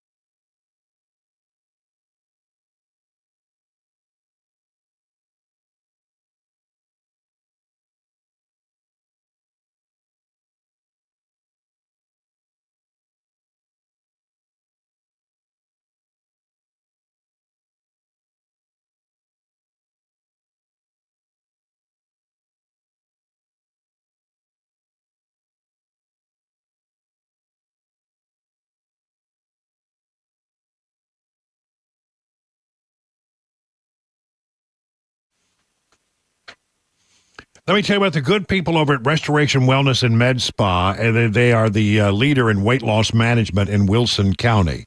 Just call the team today to set up an appointment or a consultation, really is what it is. 615-470-8124. Or you can learn more by going to their website, restorationwellnessmedspa.com, to book that consultation. Now, my friends over there, Carly and Jamie, will take great care of you like you're one of their own. You can be part of the 1,000 patients who have already seen life-changing results from the weight loss management program. I am among them, and it is really working for me. I mean, I'm looking kind of svelte, if I can say that. I'm really down. Weight loss can increase your energy levels, improve your quality of sleep, and enhance your overall health. These are customized treatment plans, not a one-size-fits-all program. Restoration Wellness considers your unique needs, your lifestyles, your goals. So whether your goal is to lose stubborn body fat or improve your overall health, Restoration Wellness has a solution that will work for you. Learn about the newest technology in weight loss management. Just go to restorationwellnessmedspa.com. Hey, it's Dan Mandis, and I am so glad that California Closets has fixed my closet catastrophe. After exact measuring and planning, they came over and got to work.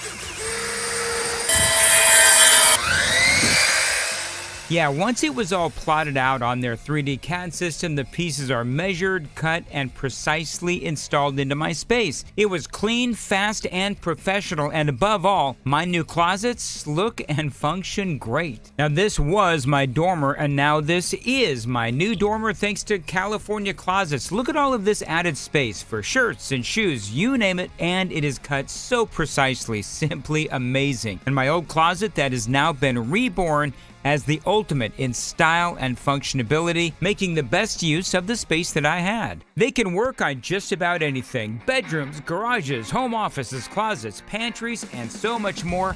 Find them online, CaliforniaClosets.com, and see what they can do for you. You can schedule a free design consultation. Mention my name, CaliforniaClosets.com.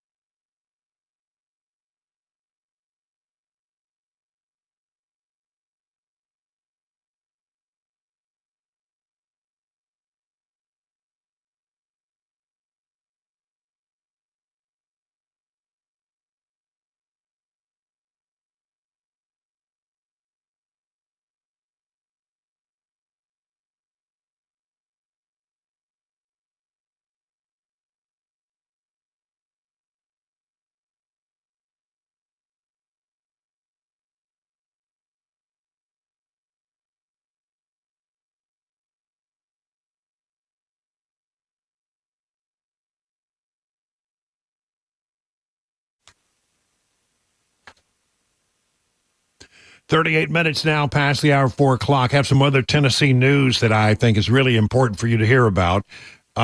This is interesting. It is a case out of Chattanooga, out of Chatty. Tennessee woman fired for refusing an employer's COVID-19 vaccine mandates wins almost $700,000 in court. Federal jury has determined that a woman who was fired for refusing to get a COVID-19 vaccine mandated by her employer, Blue Cross Blue Shield of Tennessee, is due a settlement of worth almost $700,000. Tanja Benton proved by the jury found that Tanja Benton proved by a preponderance of the evidence that her refusal to get the shot was based on a sincerely held religious belief. Benton worked at Blue Cross Blue Shield of Tennessee from 2005 through November of 22, primarily as a biostatistical research assistant or scientist. Her federal lawsuit said it was not part of Benton's job to regularly come into contact with people, saying she had a portfolio of 10 to 12 clients each year with whom she only interacted with infrequently and sometimes not in person. It was also pointed out that Benton never came into contact with any patients as part of her job. Like many others, the pandemic changed Benton's job. She says she worked from home for the next year and a half without any complaints. But when Blue Cross Blue Shield of Tennessee announced it would require COVID vaccines for all employees, she refused, saying in her lawsuit that she firmly believes, based on personal research, that all COVID-19 vaccines were derived from aborted fetus cell lines. And because of that, she said, I cannot in good conscience consume the vaccine, which would not only defile her body, but also anger God and dishonor God. She had very strong religious beliefs about this. Benton submitted a request for a religious exemption, but it was denied, saying she could not continue her job as a biostatistical research scientist. And she appealed, and ultimately she was fired, and she filed a federal lawsuit. So, I mean, that's the basis of that, because she held religious convictions. So here's what Blue Cross Blue Shield has said. The vaccine requirement was the best decision for the health and safety of our employees and members, some of whom are the most vulnerable in the state and our communities. We appreciate our former employees' service to our members and communities throughout their time with Blue Cross. Part of the verdict, the jury awarded Benton $177,000 in back pay, $10,000 in compensatory damages, and $500,000 in punitive damages. That comes to a total of $687,240. Around, that's why we said almost $700,000. Just $20,000, a little less than $20,000 short. So that's a pretty interesting case. And again, it has worked. It took this long. Here we are. It's July 1st, 2024. This has just worked its way, wended its way through the legal system following the pandemic. Pretty interesting stuff.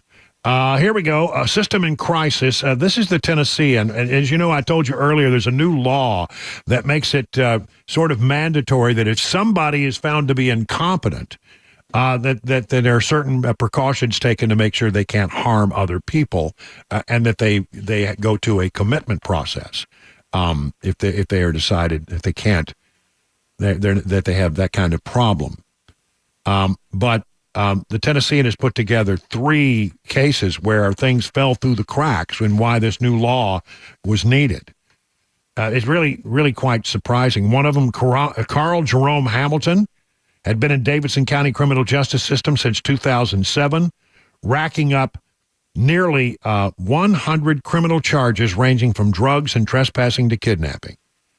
In 22, he was convicted of kidnapping a 24-year-old woman in the garage of a downtown apartment complex. He held the woman under a stairwell, but she was able to escape with help from another resident. Hamilton had previously been charged with burglaries and theft in the building. He served less than half of a 6-year prison sentence and was released from the Davidson County Jail in October. So he spent 6 years, so less than 3 years he spent in jail. Months later, he was twice arrested for trespassing at another downtown apartment complex. On April 25th, Hamilton appeared before Davidson County General Sessions Judge Melissa Blackburn to face the trespassing charges, but the case was dropped, and he was released from jail after a Vanderbilt University Medical Center doctor determined he was not mentally fit to stand trial. The very next day, April 26th, he allegedly returned to the apartment complex and raped an Amazon driver, allegedly, as she was delivering packages in the mailroom. Police said he then forced her into a vehicle and drove to the ATM where he used her debit card to withdraw $100. Police said he then drove her around for about an hour before fleeing.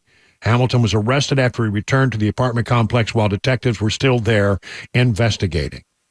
Should never have been released from custody. And that case somehow slipped through the cracks, said Judge Blackburn. A Vanderbilt forensic evaluation on April 9th determined Hamilton was not competent to stand trial, unable to understand his legal situation, and there's no indication in the report that he was violent. She said she did not have the information on his previous violent convictions when he appeared before the court over his trespassing charges. I mean, that's just one of three. How does this happen? How does this happen? Blackburn noted the case of Lloyd Johnson, 25, arrested in December after he allegedly sexually assaulted a hotel employee in Bowling Green, Kentucky. According to news reports, Lloyd had previously been arrested for armed robbery and assault in Maryland, spent 5 years in a mental institution, later came to Nashville, charged in 2022 with felony burglary and misdemeanor drug possession, spent a year in Davidson County Jail. A year. A mental health evaluation determined he was not mentally fit to stand trial, but did not meet the standards to be committed to a mental institution. Well, if you can't stand trial because you're incapable of understanding the case, then it seems to me that you fit the criteria to be actually committed to a mental institution. His case dismissed, according to court records. Then there's the case of the Belmont University student Jillian Ludwig. We've talked about her, 18 years old, walking on a track in a park last November. Stray bullet struck her in the head. The freshman business major laid in the park for more than an hour before she was found by a passerby. Police said Shaquille Taylor was shooting at a car when a stray bullet struck her. Taylor, 29, had a lengthy criminal record in Nashville and had been released from police custody in May of 23 after 3 court-appointed doctors testified he was incompetent to stand trial for an assault with a deadly weapon charge, records show. Charged with robbery in 2015 and found guilty on a lesser charge of assault in 2016. He was not committed to a mental health facility because he didn't meet the state standards. He's now charged with aggravated assault and felony murder in Ludwig's case. Her death led to the passing of this new law called Jillian's Law, which should, we hope, change all of that. Just a note, Tennessee Star has another follow-up on the Covenant School shooting off their documents. Actually, some of this is a follow-up to work that we have done on this program and interviews that we played out between police investigators and the parents of Audrey Hale some 4 months after the shooting. And the headline reads, Covenant School killer Audrey Hale began going through testing for mental health in summer of 2001. Began the process 2 days after 9/11. That's how her parents remember the exact date that it began. Interesting report there in the Tennessee Star. I find this one really interesting. I mean, when I was a younger man, and people don't remember, it's been so long. There used to be a time when you could go to the airport and actually walk to the gate to meet the people who are coming off the plane. Well, I mean, hard to believe, right? I actually remember that. We used to go to the airport just for fun. Really? Yeah. Well, that's a fun afternoon there. Well, for a little kid it was. But, after 9/11, the security things changed. I mean, I'm telling you, it used to be a much different experience. You could just walk right to the gate, meet your patman, and, escort them out. Now you got to wait at the end of the TSA, but not maybe anymore for a few people. Listen to this. B&A has launched Passport, a new way to experience the airport without a ticket. Only 75 passports are available each day, available from 8 a.m. to 8 p.m. 7 days a week. And you can get a passport even if you don't have a plane ticket, and they will allow you to go through security with all of the passengers, 75 people a day, and you can then go anywhere in the airport complex you want to go. You want to go down and get some food in the food court? You can do that. You want to go and watch the planes take off and land? You can do that. You want to walk all the way to the gate to meet the person that's coming off the plane, or to deliver someone who's going on the plane? Walk them down. It used to be you walked them to the gate and you gave your spouse a kiss if they were flying off somewhere. You can't do that anymore, but you can with this Passport. This works. B&A, in cooperation with the Transportation Security Administration, the TSA, has launched B&A Passport, a new offering for non-ticketed guests to access dining and retail at the airport beyond the designated security checkpoints. Starting today, Visitors can explore various activities at B&A that not only include shopping and dining, but also plane watching, art exhibits, the opportunity to meet a loved one at the gate. As we continue to build a world-class airport, this new program opens up doors for everyone, says our good friend over at B&A, Doug Krulin. Our restaurants and shops capture the essence of Nashville, and B&A Passport creates an exciting way to explore them. Grab a bite, browse the shops, experience Music City all under one roof. How about that? 75 passports available each day, available from 8 a.m. to 8 p.m. Guests are subject to the same TSA security requirements and regulations. You still got to go through the TSA checkpoint.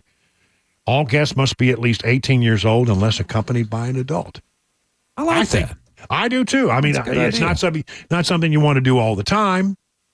Yeah, but if you had a child or if you just had someone coming in to visit, you could meet them at the gate. Or yeah, I mean, there's always been a way where you can escort someone underage. They always have had that. Yeah, but this is new. Any individual who gets one, and it doesn't. And what I don't know is how do you get the passport? It's not in the story. By the way, the story was on SMV's website.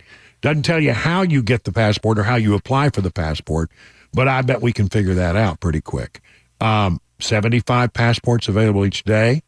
Doesn't really add that many people to the security checkpoints. They've got ample security checkpoints. Although I'm hearing that the remote terminal now sometimes it takes a long time to get from the remote terminal back to the main terminal. I'm hearing that through authoritative sources who may or not have been my spouse. It was on a plane today. Yeah. Yeah. It takes forever to get back to the main terminal. I don't know why. Maybe there were just problems today. By the way, I just took a look. If you go on the B&A's website, flynashville.com, you can register for that B&A passport program. So you can do it online. How cool is that? Yeah, very nice. Something new. All right, 51, make it almost 52 minutes past the hour of 4 o'clock.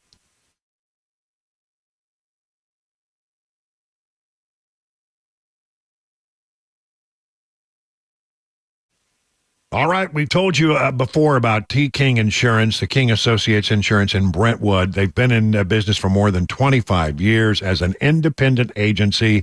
And you say, well, what is an independent agent? Well, they can shop around. They can look at all kinds of different programs and different policies and find one that is really, a good hand-in-glove fit for you. And that's an important thing because, if you go to some companies, they're just going to take whatever they offer.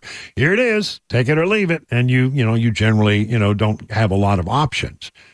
But with King and Associates Insurance in Brentwood, they can find a policy that really, really meets your needs so that, you're getting a lot more bang for your insurance buck, which is what you really want. You want great insurance and spend as little as you possibly can. And they can make that happen. You dial this number, 615-329-8121. Someone will actually answer the phone. A human being. You won't get a recording. You won't be hanging online for hours and hours to talk to a real human being. You'll get an answer. And they will either help you or find someone who can. Multi-policy discounts, they're the kings of that. 20, 25, 30, 35% savings are possible if you can bundle. And they know all the tricks and trades to that. Let me tell you. Get your royal review with King & Associates Insurance. Log on to tkinginsurance.com. That's tkinginsurance.com. King Insurance & Associates, you'll get royal treatment and great rates. The guaranteed offer is the easiest way to sell your home. It's really simple. We bring you an all-cash offer. You close in as little as 21 days. No home inspections, no lockboxes, no open houses. Go to markspain.com to get a guaranteed offer and start packing.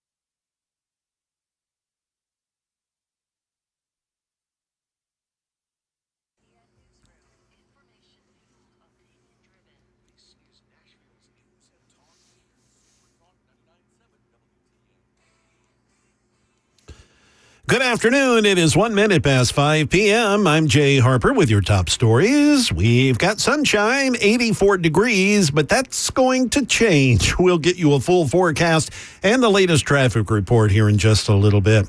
The Supreme Court ruling that Donald Trump is entitled to some immunity from criminal prosecution will affect whether the former president faces a federal trial this year for his attempts to overturn the 2020 election loss to President Biden.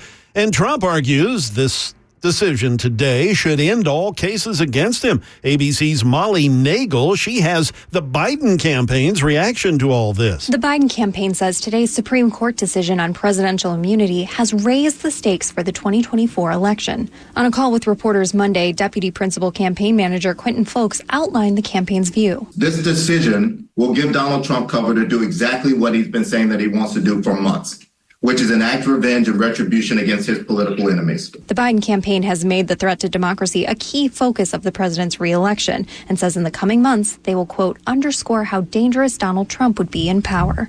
More wildfires. Here we are talking about Alaska, the entrance to one of Alaska's most popular tourist destinations. It's been closed because of a wildfire there. At the entrance to Denali National Park, cars are being turned around. Tour buses have been canceled and the visitors center shut down. There's a wildfire burning near the only gate into Denali National Park, about a 5-hour drive from Anchorage. Trails and campgrounds in the park were closed on Sunday. National Park Service employees were evacuated. The fire burning in Black Spruce was reported north of the entrance on Sunday. Back here in Nashville, 3 children and an adult are lucky to be alive after a crash involving a drunk driver in Nashville over the weekend. Metro Police investigating after 3 children and a woman were injured Saturday when investigators say 20-year-old Malvino Rosales de la Cruz, driving the wrong way, crashed into their vehicle at Ellington Parkway North and Douglas Avenue in East Nashville. Police say Cruz was visibly intoxicated. Vomiting on the scene, had a really strong odor of alcohol, according to police. He is charged with 2 counts of felony vehicular assault, drinking under the age of 21, driving without a license. Bail was set at $75,500. Ken Weaver, WTN News. And in Nashville entertainment news, if there's any doubt as to the popularity of country music stars, a new Billboard chart record for the year should help dispel that thought. Here's ABC's Jason Nathanson. The longest-running #1 song of 2024.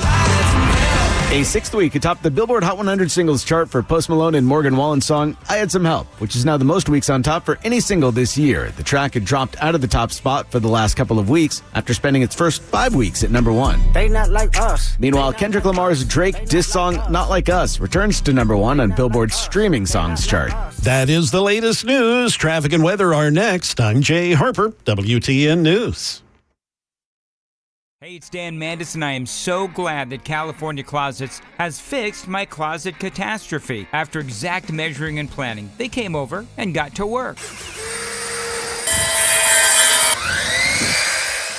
Yeah, once it was all plotted out on their 3D CAD system, the pieces are measured, cut, and precisely installed into my space. It was clean, fast, and professional, and above all, my new closets look and function great. Now, this was my dormer, and now this is my new dormer thanks to California Closets. Look at all of this added space for shirts and shoes, you name it, and it is cut so precisely, simply amazing. And my old closet that has now been reborn as the ultimate in style and functionability, making the best use of the space that I had. They can work on just about anything: bedrooms, garages, home offices, closets, pantries, and so much more.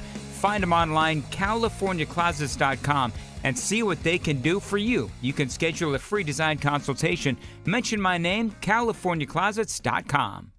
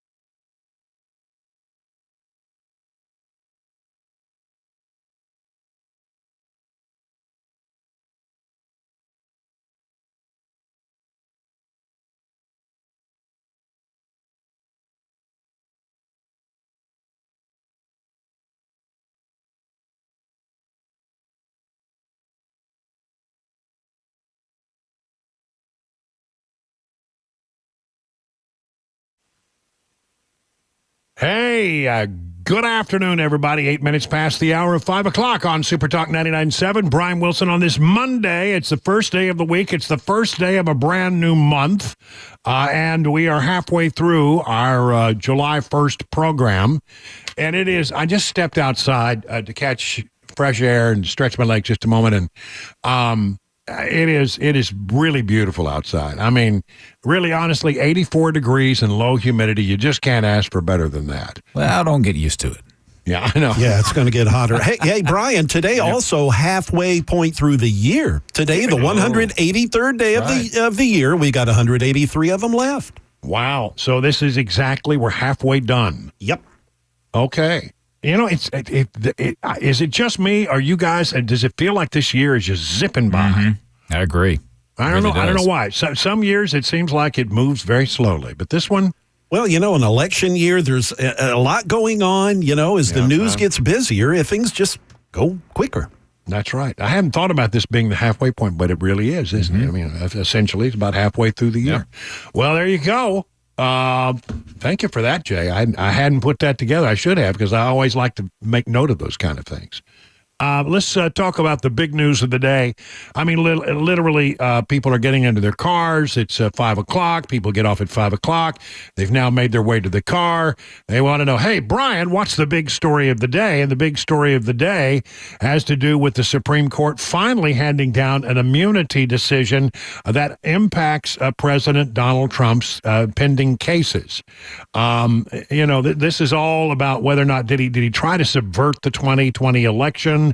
And that case has been on hold while they asked the question of the Supreme Court, does he have immunity? Well, yes, he does, says the High Court. He is covered. He has immunity, very strong immunity, absolute immunity for things that are considered official acts. However, if it's an unofficial act, not everything a president does is an official act. Is he covered with that? And the High Court said no. The real question is here now, what determines an official act and what is an unofficial act? And there's a lot of good news for the Trump campaign and the former president in general, with all of his legal cases that are pending. His attorneys were absolutely thrilled with this decision from the High Court. They got everything that they hoped to get out of the High Court on this one. Here is Trump attorney Will Scharf speaking on Fox News today with Martha McCallum. Yeah, we were pretty excited. We really don't think the Supreme Court could have issued a better opinion here. You know, at oral argument, Justice Neil Gorsuch said that this case goes well beyond President Trump. It's truly one for the ages. And I think that's the sort of opinion that we got out of the court today. This is an opinion that upholds our constitutional system of separation of powers. It defends the institution and the office of the presidency. Certainly, it has a drastic and devastating impact on Jack Smith's ongoing prosecution of President Trump. But more than that, we're just very happy that the Supreme Court stuck to the Constitution, stuck to the rule of law, and defended the institution of the presidency in this case. So what's going to happen now is really what should have happened from the start of this case. We are going to see a searching, fact-intensive inquiry by the lower courts into what conduct was private and what was official. That's something that's going to play out in the coming months. We think we have very strong grounds to argue that a vast majority of this indictment falls within the Supreme Court's definition of official conduct. So I'm glad that the Supreme Court stepped in. I'm glad that we're going to have an orderly process here going forward, sorting out official from unofficial acts. And we believe that's a process that's going to be highly favorable to President Trump in court. Do you think there's any chance this goes to court before November? There is almost zero chance of there being any other trial against President Trump before the November election. He's going to be on the campaign trail where he belongs and not tied up in courtrooms. What do you think happens at the sentencing next week? We'll see. That's obviously a contentious issue, but I believe that entire judgment is going to be thrown out on appeal because of how unconstitutional and lawless that entire New York prosecution was. So whatever the sentence is, we're excited to get that up to the higher courts, where we believe we have a very strong chance of success. Yeah, I think he's right about that. I do. So none of the cases that are pending can really move forward in a timely way before the election. The only thing that's out there is July 11th. That's next Thursday, right? We looked that up. Thursday of next week. On July 11th of next week, Judge Juan Merchan is supposed to hand down whatever penalty or punishment that Trump is going to get for the conviction on those 34 counts of, business document misconduct. But look, I don't think that case is ever going to withstand an appeal. It's an automatic appeal. He could say, I sentence you to jail, but he's not going to go to jail because there's an automatic appeal. And so, he will have time to run it up the chain, and that could take forever. The appellate process, can really be strung out for a number of years before it ever gets finally adjudicated. And I really strongly believe that there is a great deal of reversible error in the way that case was handled. Believe me, I think they've got a very strong case. So will there be maybe a bad headline for Trump on 11th? Yeah, but it's a one-day story. And it doesn't really matter because there's nothing that's going to take him off of his desire to get on the campaign trail. I don't think Merchan can do anything that limits him during the appeal. So again, we sit and wait on that. But I mean, this is good, and it was noted by CNN that this really was a particularly good ruling for Trump. And means that he really will not be encumbered by this lawfare stuff between now and Election Day. This case will not go before the election. It will not be tried before the election, and here's why. Supreme Court has just said there is such thing as criminal immunity. The test, as we anticipated, is essentially official acts versus unofficial acts. We're sending it back to the district court, and this is an important detail, the court says several times, whatever the district court finds can be appealed before trial. Jack Smith had made an argument of, well, maybe the district judge, the trial judge, can work it out and send it to the jury, and then the jury can separate official from unofficial acts. Several times in this opinion, the Supreme Court, the majority, says explicitly whatever the judge decides about what's official or unofficial, what's immune or not immune, that can be appealed back up. 0% chance that happens before November. Yeah, I mean, that is a lot of appealing, a lot of appellate action, as they say. So a huge victory for Donald Trump. He's had a good run here lately. Had a great debate and doing very well in that regard. And now we got this very favorable ruling from the Supreme Court, 6-3. I think the Wall Street Journal did a great job of trying to sort of get into the details of this. Let me read from some of that. Supreme Court deals blow to Trump's prosecution, ruling he has broad immunity. Decision further hamstrings federal cases alleging Trump illegally attempted to overturn the 2020 election results. The president, quote, may not be prosecuted for exercising his core constitutional powers and is entitled at a minimum to a presumptive immunity from prosecution for all of his official acts, Chief Justice John Roberts wrote for the court, joined in whole or part by Justices Clarence Thomas, Samuel Alito, Neil Gorsuch, Brett Kavanaugh, and Amy Coney Barrett.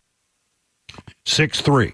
The court on its own threw out parts of the prosecution's case against Trump, including on his alleged effort to use the Justice Department to advance his unsubstantiated claims of election fraud and submit slates of false electors to replace those President Biden won. The ideologically divided decision did not kill the prosecution entirely, with the Chief Justice saying a president, quote, enjoys no immunity for unofficial acts, and not everything the president does is official.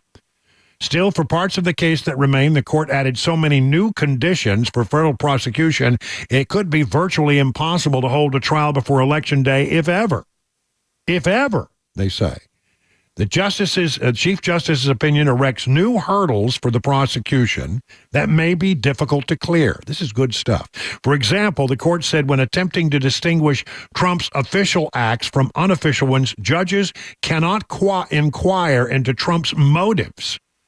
And he said prosecutors can't use Trump's official acts as evidence to support claims that he committed a crime with unofficial ones. The decision effectively gave Trump nearly everything he could have hoped for, a victory the presumptive Republican presidential nominee quickly celebrated. Big win for our Constitution and democracy. Proud to be an American, Trump said, using all capital letters on social media platform. On Truth Social, I guess it was. The court's liberal justices could barely contain their outrage. The decision, quote, makes a mockery of the principle foundation to our Constitution and system of government that no man is above the law, Justice Sonia Sotomayor wrote in a dissent, joined by Justices Elena Kagan and Ketanji Brown Jackson. With fear for our democracy, I dissent, she wrote. The Biden campaign said Monday's decision doesn't change the facts, so let's be very clear about what happened on January 6th. Donald Trump snapped after he lost the 2020 election and encouraged a mob to overthrow the results, they said. This is the Biden campaign. Trump thinks he's above the law, willing to do anything to gain and hold on to power for himself, the statement said. The court previously had handed Trump victories in two separate cases stemming from his followers' January 6, 2021 attack on the U.S. Capitol, which they sought to stop Congress from certifying Biden's victory. On Friday, the court narrowed the scope of an obstruction charge federal prosecutors have filed against January 6th rioters. This is a different case that came down late last week. That included Trump himself. The justice found that the offense was limited to interference with documents and other things required by an official proceeding, not obstructing an actual meeting of Congress. Lower courts have to sort out the opinion's impact on the January 6 prosecutions. That was a good ruling from the high court for Trump as well. That followed March's decision restoring Trump's eligibility for the Colorado ballot. After that state's highest court disqualified the Republican candidate under a constitutional provision that bars former office holders who engaged in insurrection or rebellion from future office. Now, see, here's the thing you got to remember. They can throw at anybody who's got $50 can file a lawsuit. I mean, come on.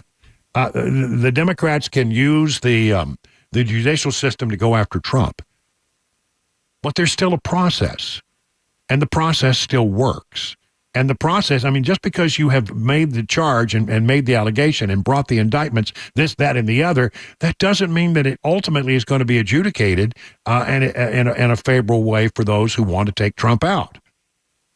You know, when his lawyers got involved, I mean, look at what they've done. They've taken all of those cases and basically put them beyond the election.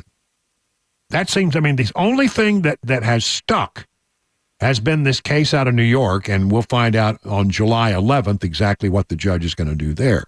But again, he immediately gets to appeal. So I don't know what the judge is going to do in that particular case. I mean, if it were a fair and impartial judge, it wouldn't be much. In fact, if it was a fair and impartial judge, this case would have never made it to court.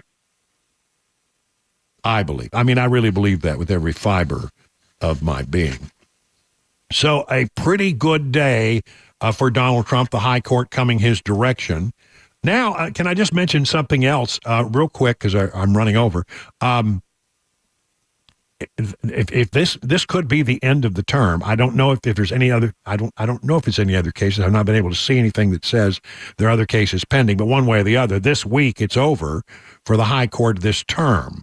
They'll certainly be done by the time we all go to 4th of July holiday. And so, you know, what happens then?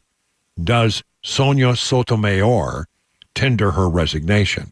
Something to watch for, because a lot of people are begging her to do that so you don't end up with another Ruth Bader Ginsburg situation where a Republican would replace you. And, you know, right now it's looking pretty good for Trump. The numbers are pretty strong, and we'll get into that in the next hour. 22 past the hour now of 5 o'clock.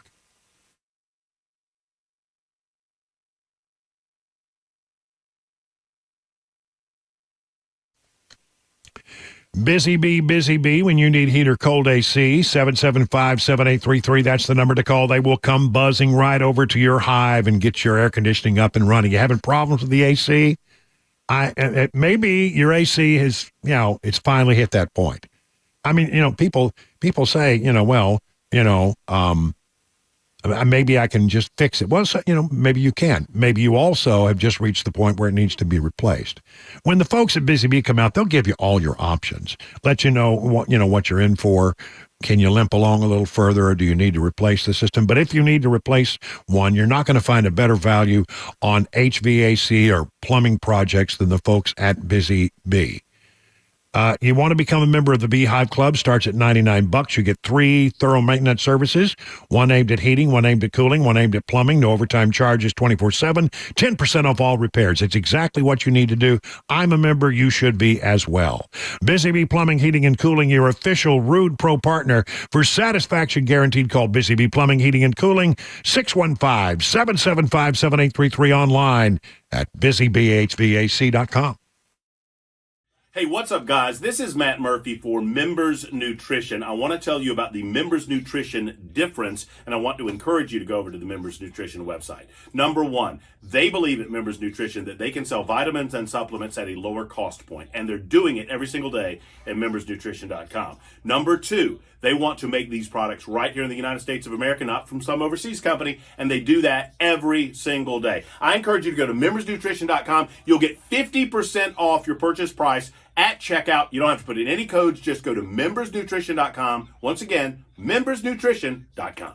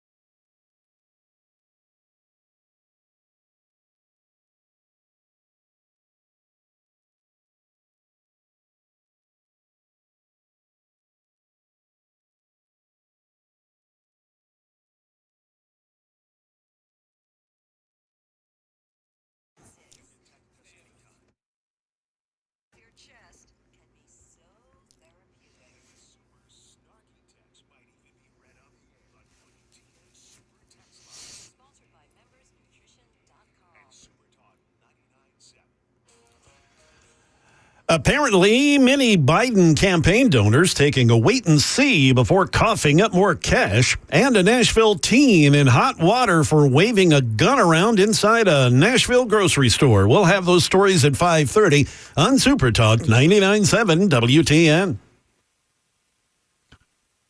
I am proud to go to prison. If this is what it takes to stand up to tyranny, if this is what it takes to stand up to the Garland, corrupt, criminal DOJ. He's happy to go to jail, he says. That's Steve Bannon, who, exhausted all of his appeals and it showed up today to begin a 4-month sentence in prison. Basically, he is being held in contempt of Congress, calling himself a political prisoner of the Democrats. I'm a political prisoner of Nancy Pelosi. I'm a political prisoner of Merrick Garland. I'm a political prisoner of Joe Biden, the corrupt Biden establishment. He said outside the prison, it's Nancy Pelosi and Merrick Garland that made me a martyr, right? But martyrs die, and I'm far from dead, baby, he says. That's typical Bannon bluster, and he says, I am absolutely proud. Thank you. I am going to prison. I'm proud of going to prison. He's proud to go. I mean, here's the question. I mean, he's going to jail because the January 6th committee, and by the way, that wasn't a real committee. That was a sham committee. It really was a very sham committee. It really wasn't a committee of the House. It was the two Republicans, but mostly, and you know who they are. And there were mostly, it was all Democrats on the committee. And when normally when you have a committee, it is held. The committee is designed to represent the makeup of Congress. So there would be more Democrats than Republicans, but the Republicans would have been involved in it. Normally, that wasn't allowed. They said, no, you can't do that. We don't want you to be participating. And so basically, they conducted this investigation. And once the Republicans took control, they found out all kinds of stuff that the January 6th Democrat one-sided committee did, and information that they chose to ignore. And so really, I think it's a bunch of BS that Bannon has had to go to jail. But he says he will go. And he'll spend his 4 months in jail, probably out, with good behavior. Is Bannon capable of good behavior? I'm not sure. I say that in a joking way, but, who knows how it's going to go for him. But that happened today. Steve Bannon, 4-month sentence for contempt of Congress. I wonder if they'll do the same for Merrick Garland, who has refused to show up and hand over documents. Contempt of Congress. Is what good for the goose good for the gander? Is what good for the Bannon is good for the Merrick Garland? No, of course not. It's 5:30 now in Super Talk. Time for the news.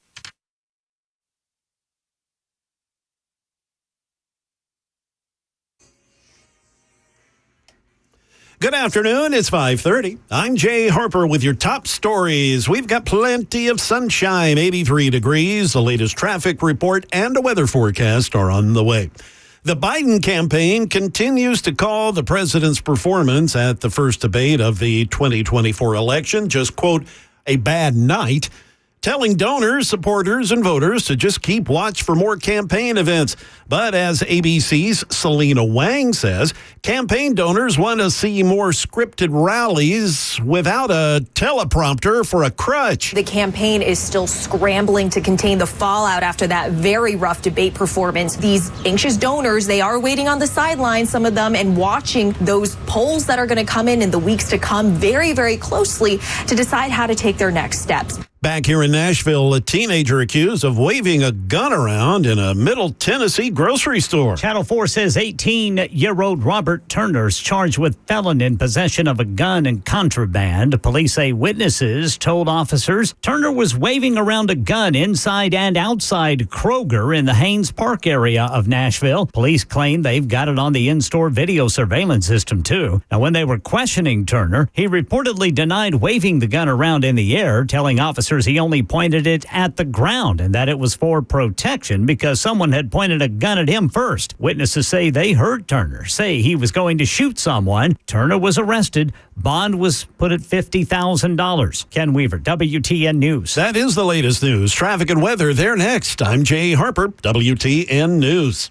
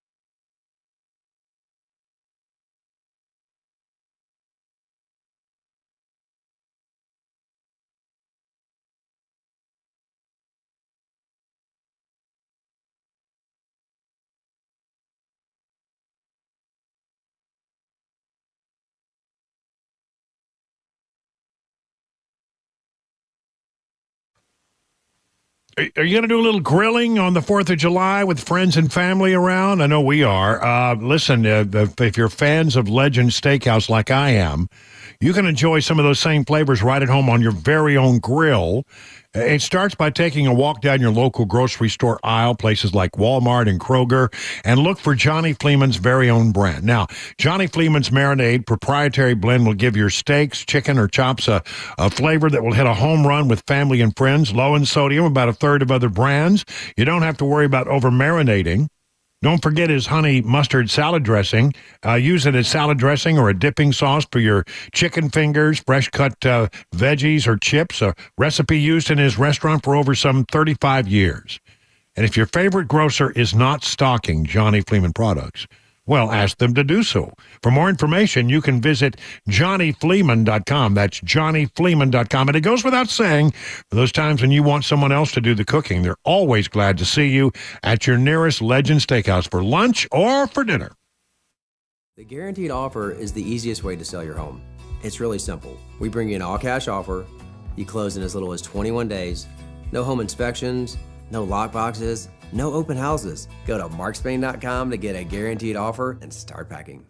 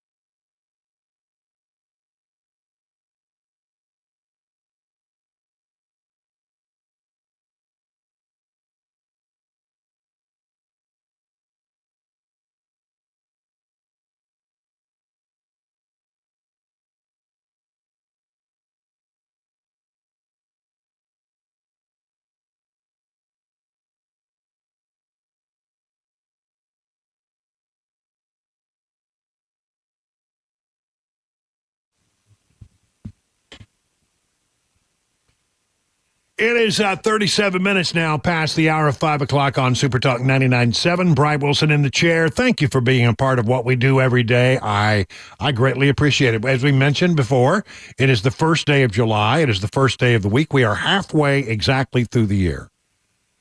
Jay Harper illuminated us with that bit of information, a bit of trivia just a short time ago. I hadn't even thought about it. We're exactly halfway through the year. And it's beautiful outside. I mean, this is going to be a beautiful, beautiful evening to sit on the porch, or if you're lucky, a cabana. Maybe a good night to have dinner out on the cabana. Yeah. Maybe cabana wife who just got back from a trip to Michigan. maybe she will have a little something we could eat out on the cabana. It's a beautiful night for that. I'd love that. I'd love that a lot. Okay. I was just talking a little bit about, how Steve Bannon is going to jail because, he stood up and said, I don't recognize this sham committee and their desire to compel me to come and testify. And because of that, he's going to have to spend 4 months in jail. I probably won't spend a full 4 months, but he's got to go to jail. Showed up today, said he's a political prisoner, and I mean honestly, if you're gonna ignore one committee, that's the one to ignore because it wasn't a real committee. It was so one-sided, and so he says he'll do his time, and he's proud to do so. And so that happened. So this all has to do with finding he was found in contempt of Congress.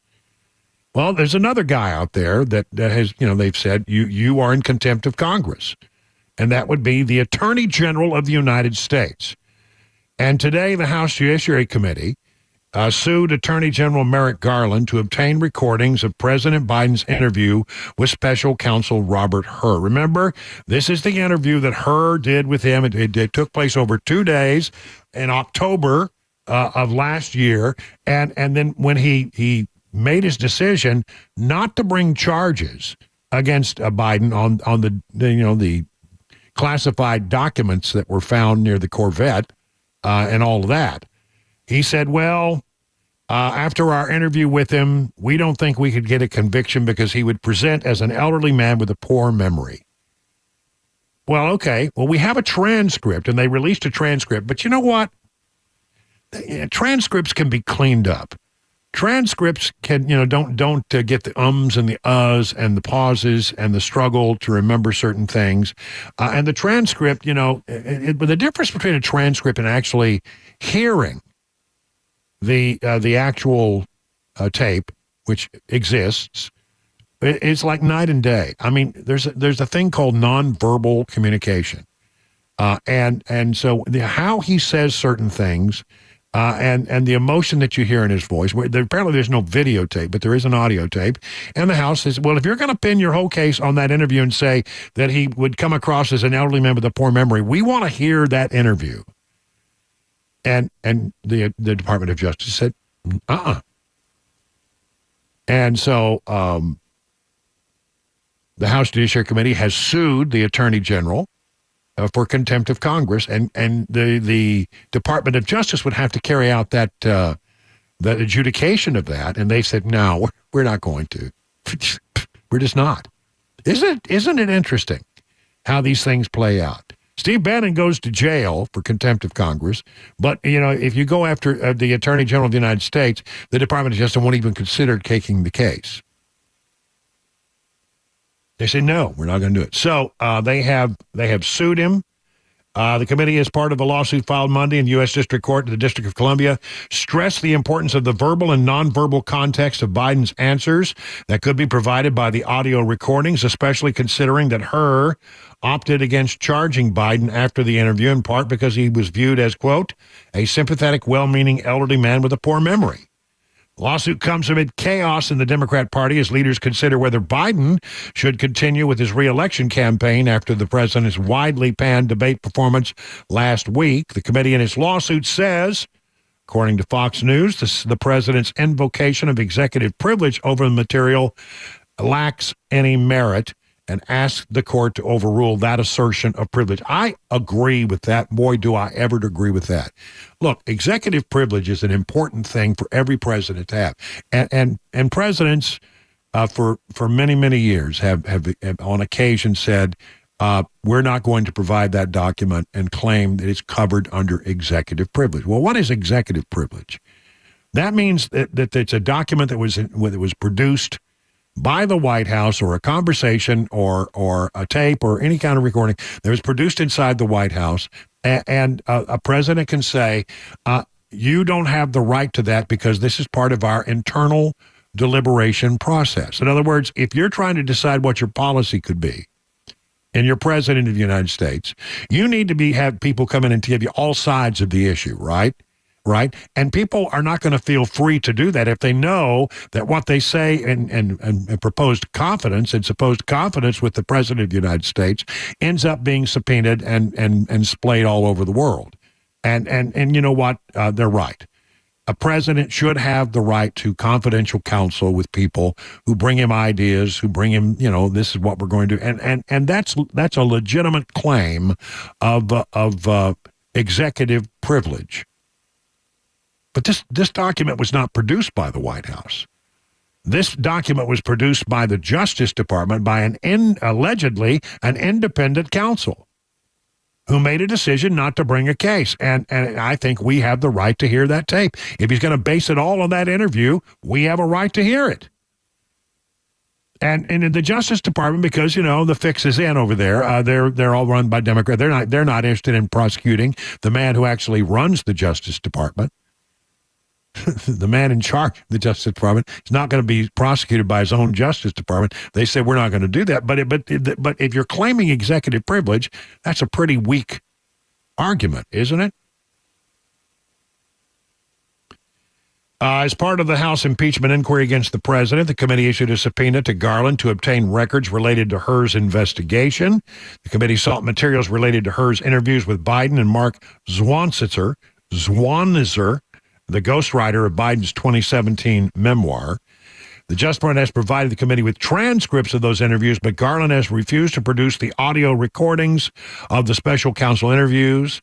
Instead, the Attorney General asked the president to assert executive privilege over those recordings, and President Biden complied with that request. Sure they did. Of course they did, but it's not a legitimate request, I don't think. Just like that Democrat run was not a legitimate committee. So anyway, that's happening, and we'll continue to watch and see what happens. Maybe a judge, maybe you'll find an honest judge who says, executive privilege, are you kidding? No, you can't do that. You got to cough up the tapes. They don't want to cough up the tapes because they think it's going to be embarrassing for him to geeze and forget, and you'll have the actual audio, which will get played over and over and over on this station, and other news outlets will run it, and they don't want that during a campaign season, and that's what this is. It's all political, of course. You can see that as well as I can. I just want to bring to your attention a couple of other stories. This is from the Epoch Times, and I've seen it elsewhere as well. U.S. military says European forces are on high terror alert. U.S. military and European command said that we will not get into specific measures, but we will remain vigilant. U.S. military on Sunday responded to reports that bases across Europe were placed on their second highest level alert, saying that its European command will remain vigilant. Reports from multiple news outlets that cited unnamed U.S. Department of Defense and military officials said the alert level of force protection, that's called FPCON or Charlie, was implemented over the past weekend. There is credible intel pointing to an attack against U.S. bases over the next week or so, an unnamed U.S. defense official told Fox News. According to CNN, two unnamed military officials, that military is concerned about the potential of terrorist attacks somewhere in Europe, although few details were provided. ABC News also reported the shift in the threat across Europe, citing two military officials. So, the reporting on this is pretty strong. They obviously, for them to come out and report it, they can't give their identity, but you got, CNN, ABC, Fox News, a whole bunch of different people all reporting essentially the same thing. In addressing the reports, the U.S. Department of Defense spokesman told the Epoch Times on Monday that it constantly is assessing a variety of factors on security and safety. For operational security reasons, we will not get into specific measures, but we remain vigilant. As part of the effort, we often take additional steps to ensure the safety of our service members. What is it? I don't know. But remember, we have a situation where on international level and on domestic levels, our officials say all the lights are blinking red. A lot of the intelligence is not good right now, and a lot of people want to do us a lot of harm. And meanwhile, this is pretty also significant. The federal government will pause student loan payments.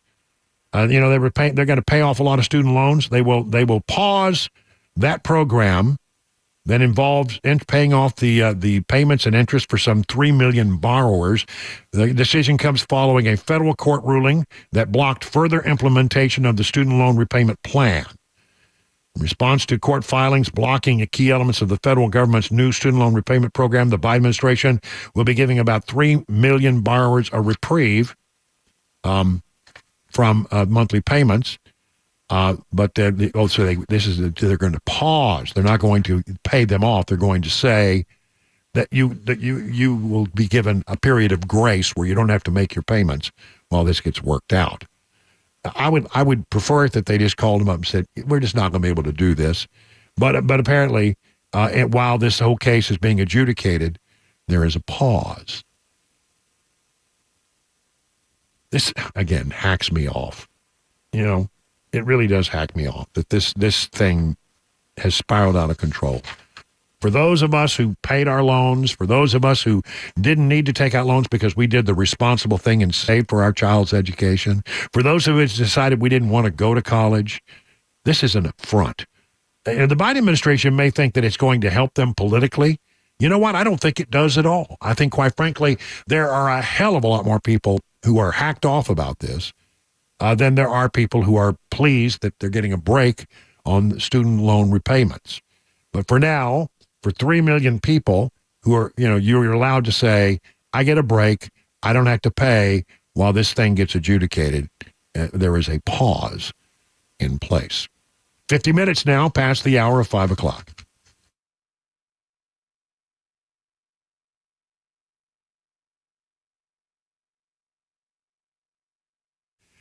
Oh, the people at DT McCall, such a good company, family run and family operated for some 100 years, more than 100 years in Middle Tennessee. Started out with one old store way back when. Now they got 5 locations, massive places where you can find just about anything you might imagine for your home. Do you need furniture? No matter what kind it is. You need living room furniture. You need bedroom furniture. They've got it.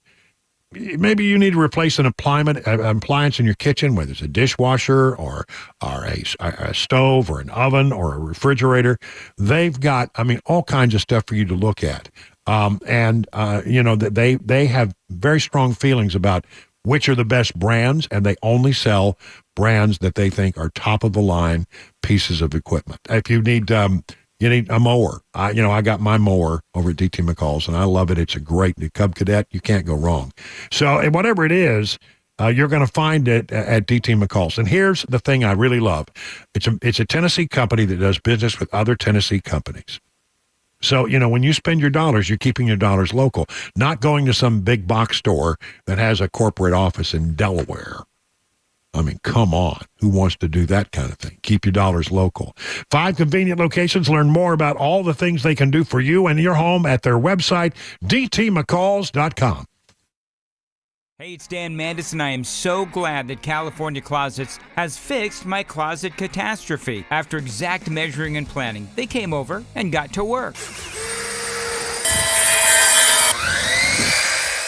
Yeah, once it was all plotted out on their 3D CAD system, the pieces are measured, cut, and precisely installed into my space. It was clean, fast, and professional, and above all, my new closets look and function great. Now, this was my dormer, and now this is my new dormer thanks to California Closets. Look at all of this added space for shirts and shoes, you name it, and it is cut so precisely, simply amazing. And my old closet that has now been reborn as the ultimate in style and functionability, making the best use of the space that I had. They can work on just about anything: bedrooms, garages, home offices, closets, pantries, and so much more. Find them online, californiaclosets.com, and see what they can do for you. You can schedule a free design consultation. Mention my name, californiaclosets.com.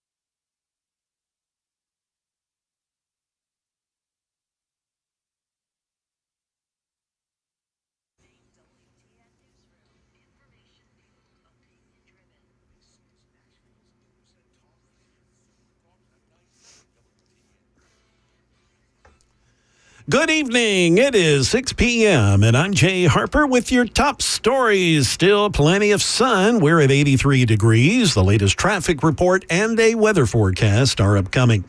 Stalwart Biden supporters are trying to soothe anxious Democrat donors after President Biden's debate performance last week.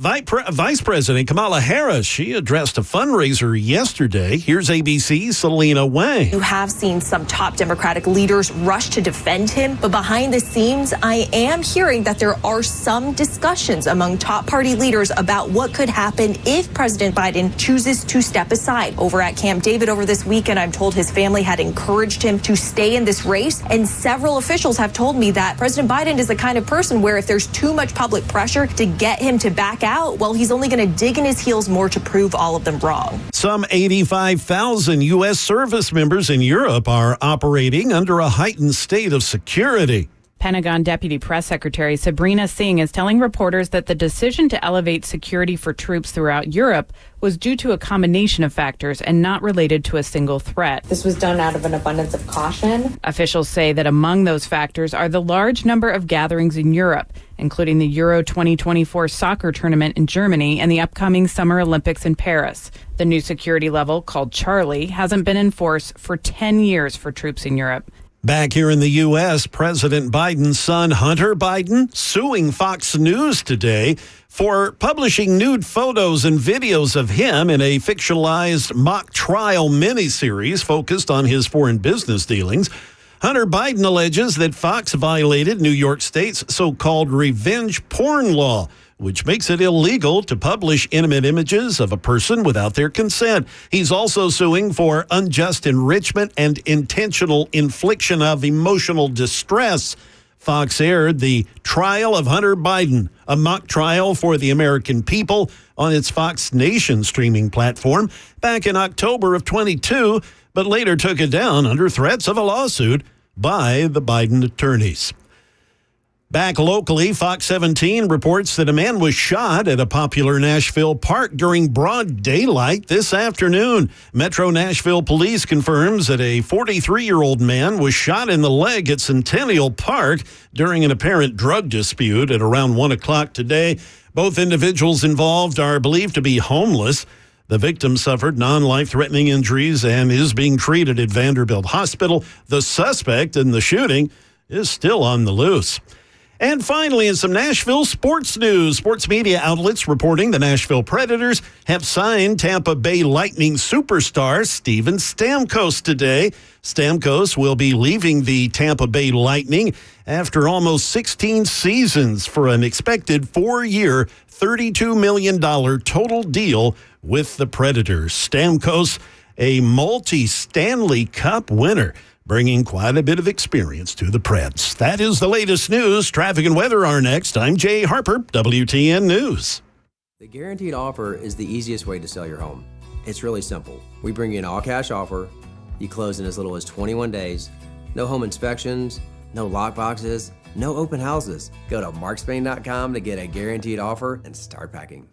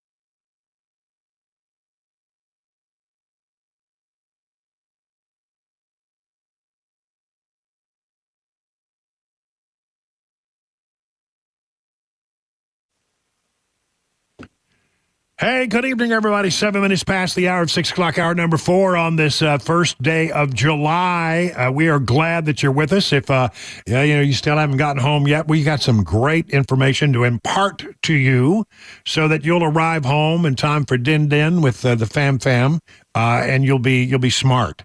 Fully apprised of what's going on in the world, or at least partially apprised. We can't get to everything that happened in the world today, but we'll get to some of it. We'll give you the most important stuff. That's what I do. I'm think about triage. You go to the emergency room for triage, and you get there and they say, well, we've got people that are in worse shape than you, so go sit down for a while. Or maybe they look at you and say, oh, no, we need to put you in right away. That's triage. That's what you call a triage. Well, I do that with the news. There's a lot of stuff out here happening you don't need to know anything about, so I perform triage on the news. What about the latest Kanye news? No, it won't be in this show. No? Oh. That's not important right now. I'll say. All right, so let's do a 2024 update. All of our sound is now working, so good. Got a lot of 2024 news. Of course, the big question is, has anything happened to the numbers and the polling data since the debate, which went horribly for Joe Biden and went pretty well for Donald Trump? Well, it depends on where you look. General election number, there have been some polls out there that says general election two-way matchup poll with Biden and Trump would be about Trump leading by about 4. A new one, Data for Progress, which is a Democrat poll, says in the two-way it's Trump by 3 in the general election number. That's pretty good. Here's some other stuff. I found this story on townhall.com. They did some research about some of the other polls that are out there, and I want to give them to you because I think they're very interesting. Because, really, you would expect something to happen after that. Now, look, I'm not expecting huge movement. Because why? Well, because we have a situation where, we have a president that's well known to us. We have a former president running for the Republican nomination, well known to us. People, I think, have largely made up their mind. And once people lock in, then it's hard to get them to change their mind. Sometimes big events like the debate going so badly can actually move some numbers, and it's happened to some degree. Let me dig into this, okay? According to a JL Partners poll, nearly 70% of independent voters want Biden to drop out of the 2024 race, and only 32% of Democrats disagree. That is not a good place to be. Independent voters, you've heard me say this before, I preach this all the time, decide elections, and you can't ignore them.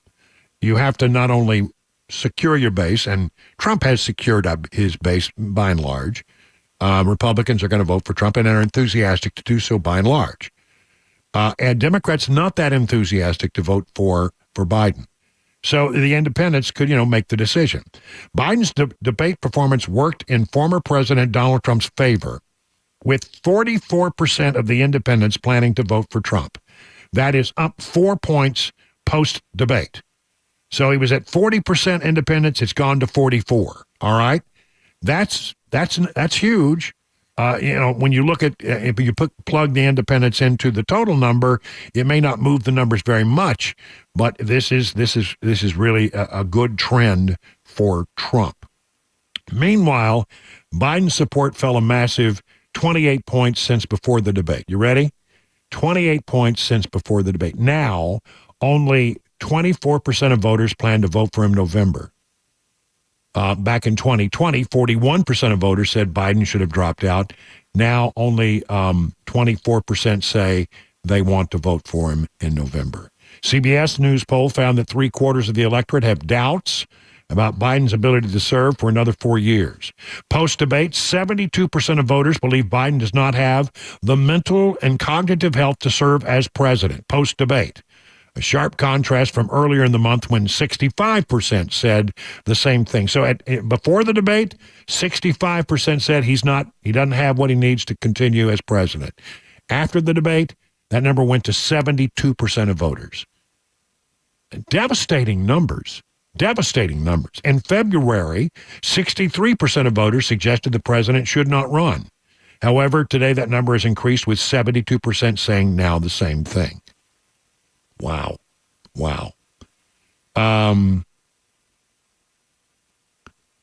So there you have, those are the numbers. I have other numbers. There's as I told you about the data for progress number, I want to get into this Michigan number. It is an important debate, an important number for a lot of reasons. Why? Well, Michigan is a battleground state. And there's a story that backs this up. Let me see if I can find it, because this is really an important story. And I want to make sure we get yes, here it is. There is a Michigan poll that's out today. It's a general election poll in Michigan done by a polling organization known as MRA. In a two-way matchup between Trump and Biden, Trump would win Michigan by 4 if that election were held today. By 4. Huge.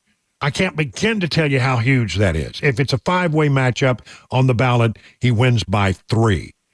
All right? So those numbers are huge. And then that is in conjunction with a story that is done by Politico. Now the story is about the internal, it's about Michigan Governor Gretchen Whitmer. And apparently some stories have been written that she was out there actively preparing to run if Biden washed out, to get her name in the running, and had people out doing work on it. And the stories got written about that. And that's embarrassing, of course, because, now Biden is looking like he doesn't want to get out, at least for now.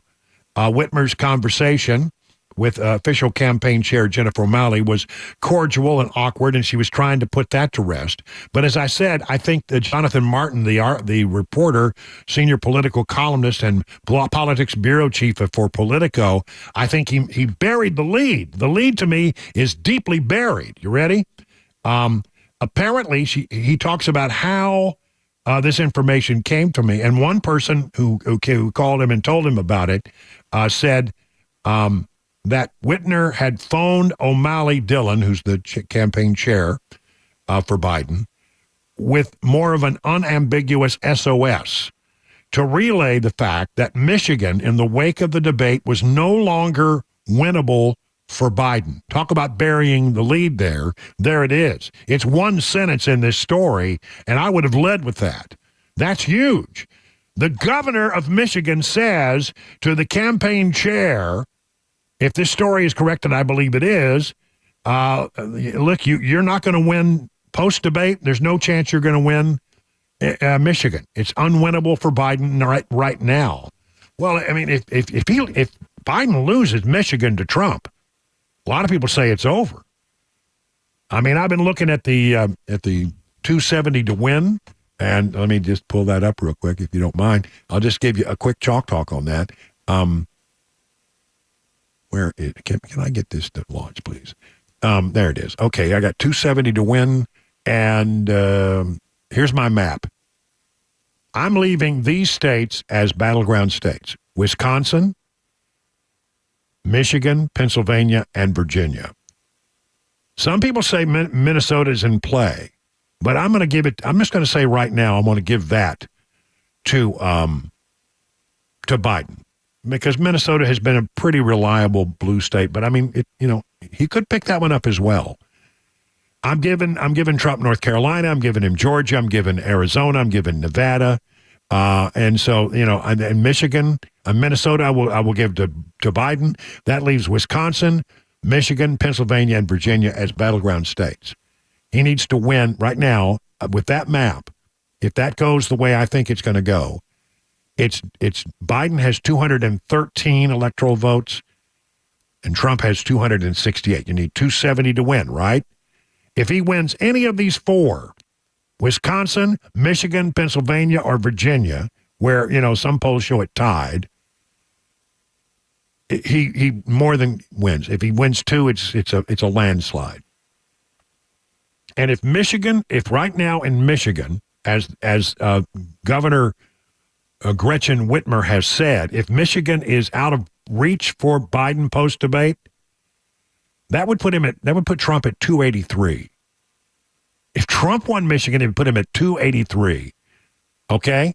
I think he may also win Virginia. That would put him at 296. He doesn't need, if he wins any of the four, if he wins Minnesota, Wisconsin, Michigan, or Pennsylvania, or Virginia, honestly, he needs to win 1 out of 5. Pretty good odds. Pretty good odds. So, this story, while it's interesting that Whitner was calling the campaign and said, don't believe these stories. No, that's not what this is about. But I need to tell you, the real nugget of news in there is that Whitmer says, you can't win right now. You can't win my state post-debate. That's huge. That is really, really huge. Okay, so let me just close all that out. Now let's talk about Raskin. Jamie Raskin out of Maryland says, yes, conversations are being had. But obviously, there was a big problem with Joe Biden's debate performance. And there's also just a tremendous reservoir of affection and love for Joe Biden in our party. And so this makes it a difficult situation for everybody, but there are very honest and serious and rigorous conversations taking place at every level of our party because it is a political party and we have differences of point of view. If you compare that to the non-existent dialogue and conversation that took place in the Republican Party after Donald Trump's criminal conviction on 34 counts, it's remarkable. All right, so, there's Raskin, getting a little shot in. Chuck Todd over at NBC, he does, Meet the Press, and he says, look, the way he sees it all playing out, that ultimately the nominee will be Kamala. Okay, I think that's insane, but here's Chuckles. Let's be realistic here. If he decides to do this, to back off, he controls his delegates. Yeah. Because they are already his delegates. Yeah. He would control, essentially, he'd be king or queen maker here. Mm-hmm. And there is really no other option. Okay, it's Kamala Harris. And I kind of think everybody needs to just realize this. It's going to be her, which perhaps is why suddenly you have other Democratic figures saying, as much as they want this, they're nervous if she leads the ticket. But I think you look at Biden's poll numbers and say, if you believe this is about Biden, then you would say stick with him. I think it's pretty obvious this is about Trump, which is why Biden is. We should look at this through the other prism. How has Trump not gotten a lift out of this? Yeah, you think that on Meet the Press they wouldn't have the phone on. Come on. Nice deflection. High level show like that, you think they'd leave the phone off. Sorry about that. Okay, so there's that. DNC insiders. Biden was set up to fail in a soft coup.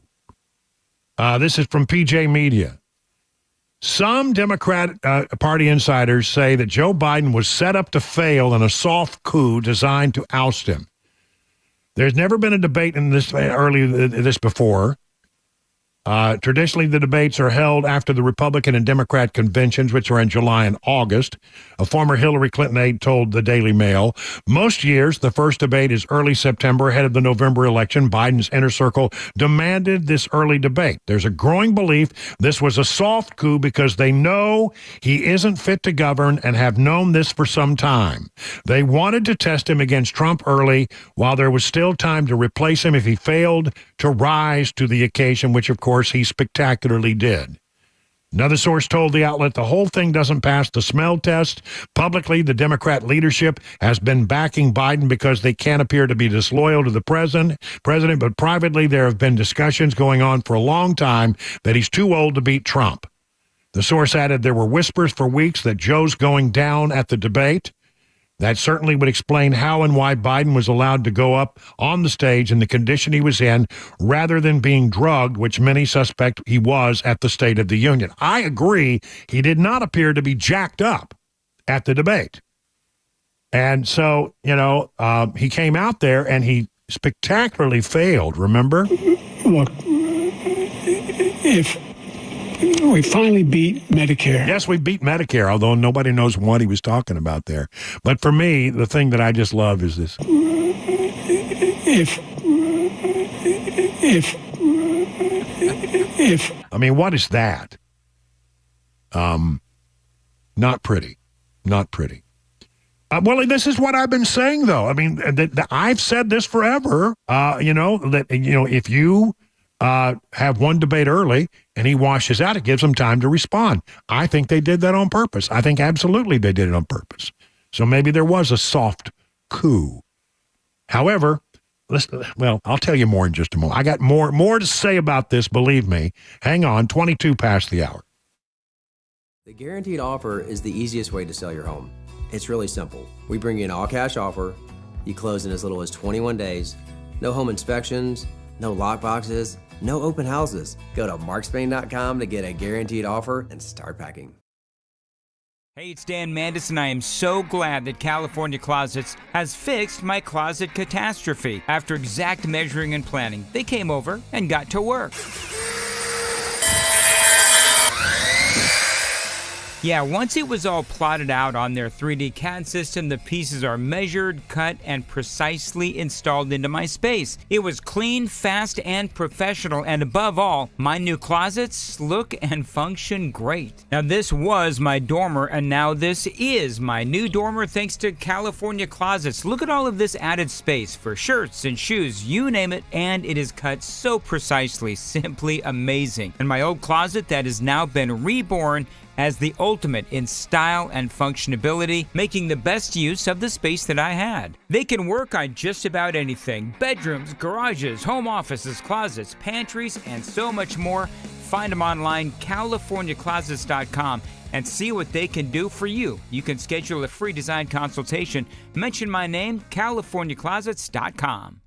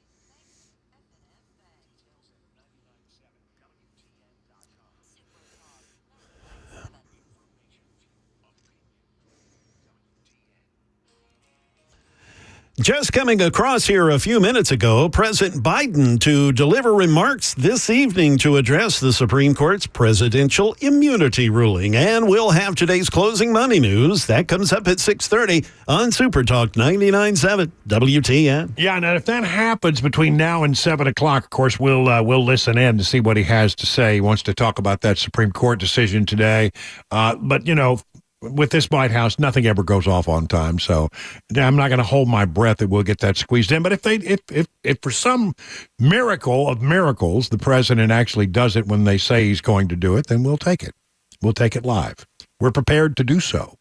I had other things I wanted to say. Now, look, there is a thing that happens in a situation like this where I've seen it happen with nominations that are up before Senate for confirmation, sometimes with Supreme Court justices and others, or other kinds of nominations. You know, somebody is starting to wash out and it's not going well, and everybody says, "Oh no, we support our nominee," you know, and then there's another drip, another story, and another story, and another story, and everybody says, "You know, no, we're staying with him," and they will stand with that guy until the moment they don't. Sometimes it happens with people who have political campaigns that are not going well, you know, and you got like we have a lot of people that were running for the Republican nomination, and a lot of people were washing out, and they would say, "Oh no, we're in it, we're going to be all the way, we're going to be in it, and we're going to stick with it well beyond Iowa, well beyond New Hampshire. We're just going to keep going and going and going and going," and then all of a sudden they fold. It takes a while sometimes for people to come to the realization that it just is not going to work out. Now, his family is pushing him to stay in. A lot of other people are trying to find ways to say gently to Joe, it's not going to work out. So, yeah, he's in, but every day there's a drip, drip, drip, another story, another soundbite, another somebody who's saying he's not going to make it until absolutely, things can change, and they're gonna put on the face as long as they possibly can. Everything is fine. Are you crazy? Of course we're not getting out. No. We're in this thing for the long haul. We're going all the way. We're gonna go all the way to November, baby. And then all of a sudden, they're not. So when you hear people say, no, we're sticking in. You take that with a grain of salt. Because sometimes the nominee is the last person to understand that they're in trouble. He's in trouble. 30 minutes now past the hour.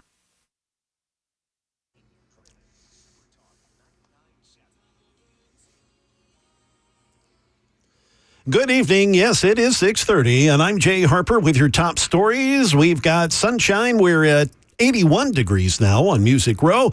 We'll get a full forecast and a traffic report here to you in a few minutes. First of all, that overturned vehicle that's been on Vietnam vets at Conference Drive headed toward Hendersonville, that has been reported now as a fatality. So serious issues. And, of course, Jack will have the latest on that issue in his traffic report.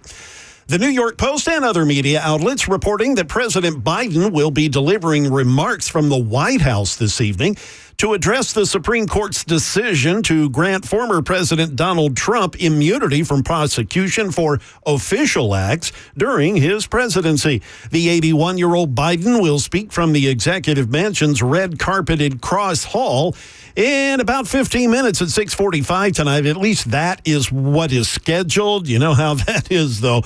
Earlier today, a Biden campaign official likened the high court's ruling to giving the 78-year-old former president the, quote, keys to a dictatorship. In its 6-3 ruling today, the Supreme Court did not rule, though, on whether Trump's alleged effort to interfere in the 2020 election falls into the category of an official act, therefore leaving the question up to lower courts to decide. Now we've got today's closing money news on this first day of July. Here's Daria Albinger. From ABC News, Wall Street now. Stocks rise to start the week. The Dow closed up 51 points. The S&P added 15 for the session. And the Nasdaq jumped 147 points to close at a new high. It's a holiday-shortened week, The markets will be closed on Thursday for the 4th of July.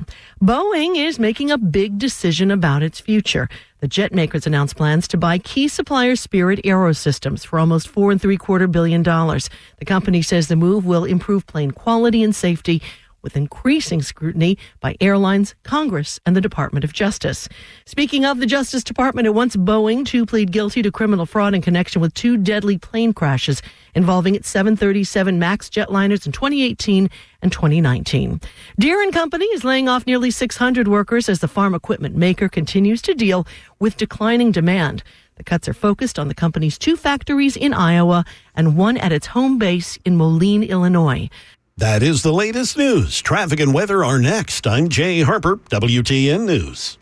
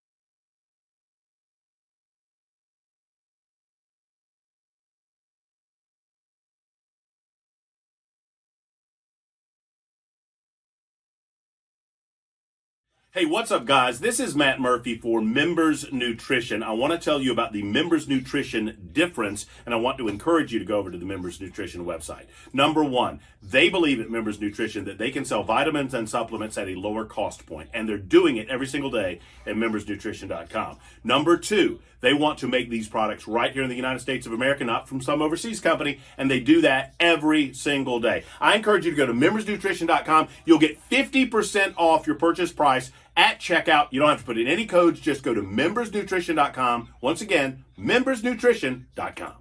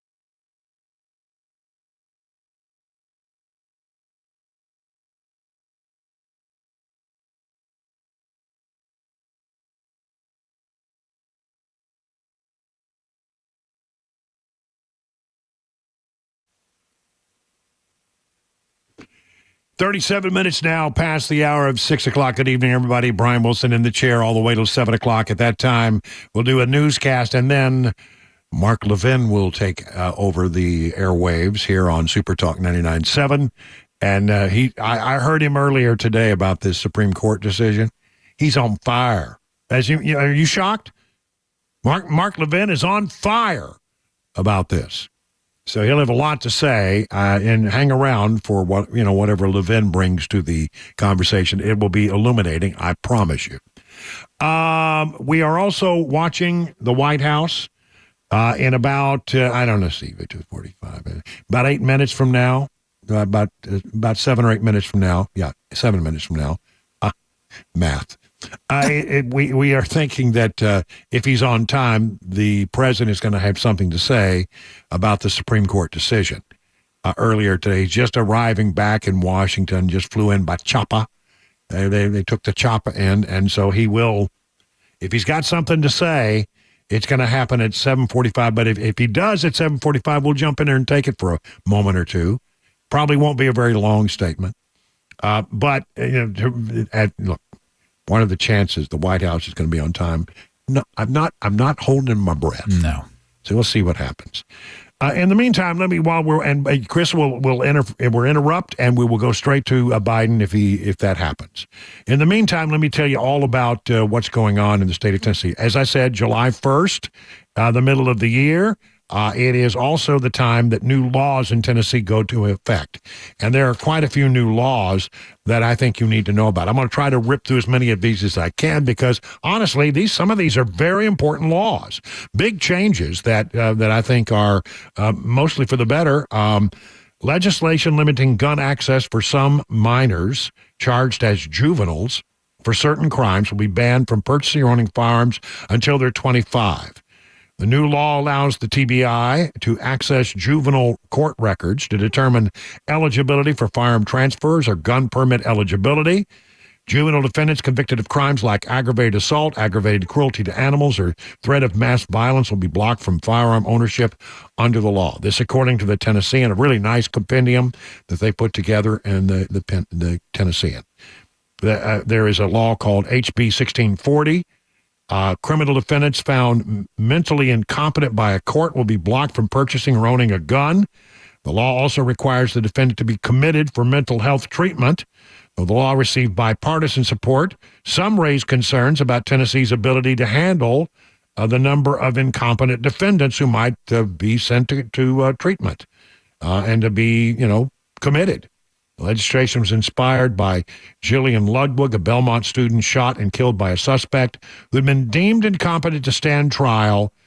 This is only in April for previous violent offenses, but did not meet voluntary commitment standards. AI protection for musicians. Tennessee it's called the Elvis Act. ELVIS. I won't go into all that, but basically it adds artist voices to the state current protection of personal rights law and can be criminally enforced by district attorneys as a Class A misdemeanor. This is to avoid people loading up, somebody's voice into an AI computer, artificial intelligence computer, and then they can then replicate the thing. I mean, honestly, I can do this. I could go to the computer and give it my voice and talk to it for a while. It would learn the different things about my voice over time, and then you could ask it to read a certain piece of copy in my voice. Isn't that weird? That'd be fun. That'd be strange. Wilson said, what? He said, what? You can put anything in my mouth. And that's the big concern. But they can also make them sing in another artist's voice. You could bring Elvis back to life through AI. Have him record a completely new song, even though he's dead.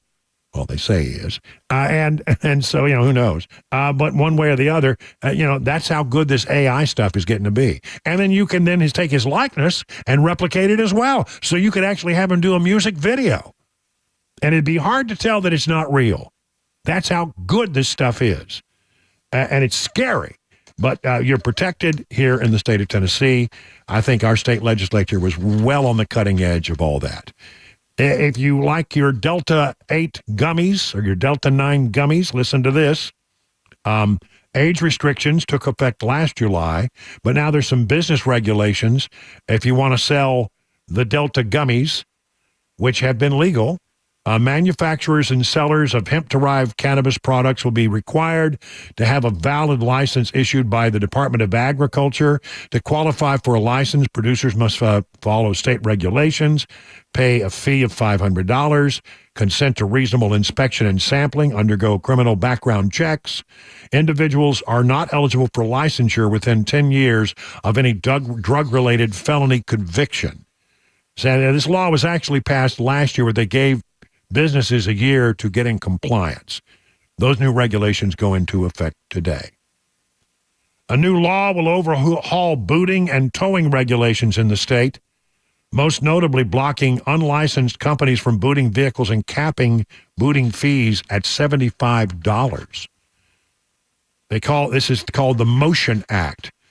Booting companies are required to remove a boot from vehicle within 45 minutes of a vehicle owner's call. If you get booted, you call, say, get this daggum boot off my thing, and you pay your fine. They are supposed to be there to remove it within 45 minutes. I believe that when I see it. Yeah, that'll be, if not, there's a penalty. House bill will increase criminal penalties for cyberbullying and bullying. It's very similar to harassment offenses, or as we say here in Tennessee, harassment. I've been harassed. On the East Coast, they say, I've been harassed. Sounds like something the vice president would do. Yeah, that's right. And then, I love this so much. I can't begin to tell you how much I love this. We talked about it earlier. I had never heard the term before. Carolina squat, which, sounded like something that you would do on the side of the road in Carolinas if you were on the road and you needed to go to the bathroom and there was nobody. You take the Carolina squat. I know, but it's not it at all. It's a vehicle modification. It's that goofy thing they do with some cars where the front end is all jacked up and the rear end is low. That is illegal now in the state of Tennessee, and if you do it, if your front bumper is more than 4 inches higher than your rear bumper, you're in violation of the law. Apparently in Tennessee, it's called the Tennessee Tilt. The Tennessee Tilt, apparently. That's what somebody on the Super Text line, the Members Nutrition Super Text line told us. Drivers will be fined $250 for the first offense, $500 for the second offense, a third offense, in a 12-month period. You could have your driver license revoked. How about that? And Brian, believe it or not, the President of the United States is on time. Well, let's take a listen. The presidency is the most powerful office in the world. It's an office that not only tests your judgment, perhaps even more importantly, it's an office that can test your character. Because you not only face moments when you need the courage to exercise the full power of the presidency, you also face moments where you need the wisdom to respect the limits of the power of the office of the presidency. This nation was founded on the principle that there are no kings in America. Each of us is equal before the law. No one is above the law, not even the President of the United States. With today's Supreme Court decision on presidential immunity, that fundamentally changed. For all practical purposes, today's decision almost certainly means that there are virtually no limits on what a president can do. This is a fundamentally new principle, and it's a dangerous precedent, because the power of the office will no longer be constrained by the law, even including the Supreme Court of the United States. The only limits will be self-imposed by the president alone. This decision today has continued the court's attack in recent years on a wide range of long-established legal principles in our nation, from gutting voting rights and civil rights, to taking away a woman's right to choose, to today's decision that undermines the rule of law of this nation. Nearly 4 years ago, my predecessor sent a violent mob to the U.S. Capitol to stop the peaceful transfer of power. We all saw it with our own eyes. We sat there and watched it happen that day. Attack on the police, the ransacking at the Capitol, a mob literally hunting down the House Speaker, Nancy Pelosi, gallows erected to hang the Vice President, Mike Pence. I think it's fair to say it's one of the darkest days in the history of America. Now the man who sent that mob to the U.S. Capitol is facing potential criminal conviction for what happened that day. And the American people deserve to have an answer in the courts before the upcoming election. The public has a right to know the answer about what happened on January 6th before they are asked to vote again this year. Now, because of today's decision, that is highly, highly unlikely. It's a terrible disservice to the people of this nation. So now the American people have to do what the courts should have been willing to do, but will not. The American people have to render a judgment about Donald Trump's behavior. The American people must decide whether Donald Trump's assault on our democracy on January 6th makes him unfit for public office in the highest office in the land. The American people must decide if Trump's embrace of violence to preserve his power is acceptable. Perhaps most importantly, the American people must decide if they want to entrust the president once again, the presidency, to Donald Trump, now knowing he'll be even more emboldened to do whatever he pleases whenever he wants to do it. You know, at the outset of our nation, it was the character of George Washington, our first president, that defined the presidency. He believed power was limited, not absolute. And that power always resides with the people, always. Now, over 200 years later, with today's Supreme Court decision, once again, it'll depend on the character of the men and women who hold that presidency that are going to define the limits of the power of the presidency, because the law will no longer do it. I know I will respect the limits of the presidential powers I have for 3.5 years, but any president, including Donald Trump, will now be free to ignore the law. I concur with Justice Sotomayor's dissent today. Here's what she said. She said, in every use of official power, the president is now a king above the law. With fear for our democracy, I dissent. End of quote. So should the American people dissent. I dissent. May God bless you all, and may God help preserve our democracy. Thank you. May God protect our troops. That's Joe Biden at the White House finding a difference of opinion with the high court ruling today about the limits of presidential immunity, or the immunity that a president does have. It is now 50 minutes past the hour of 6 o'clock.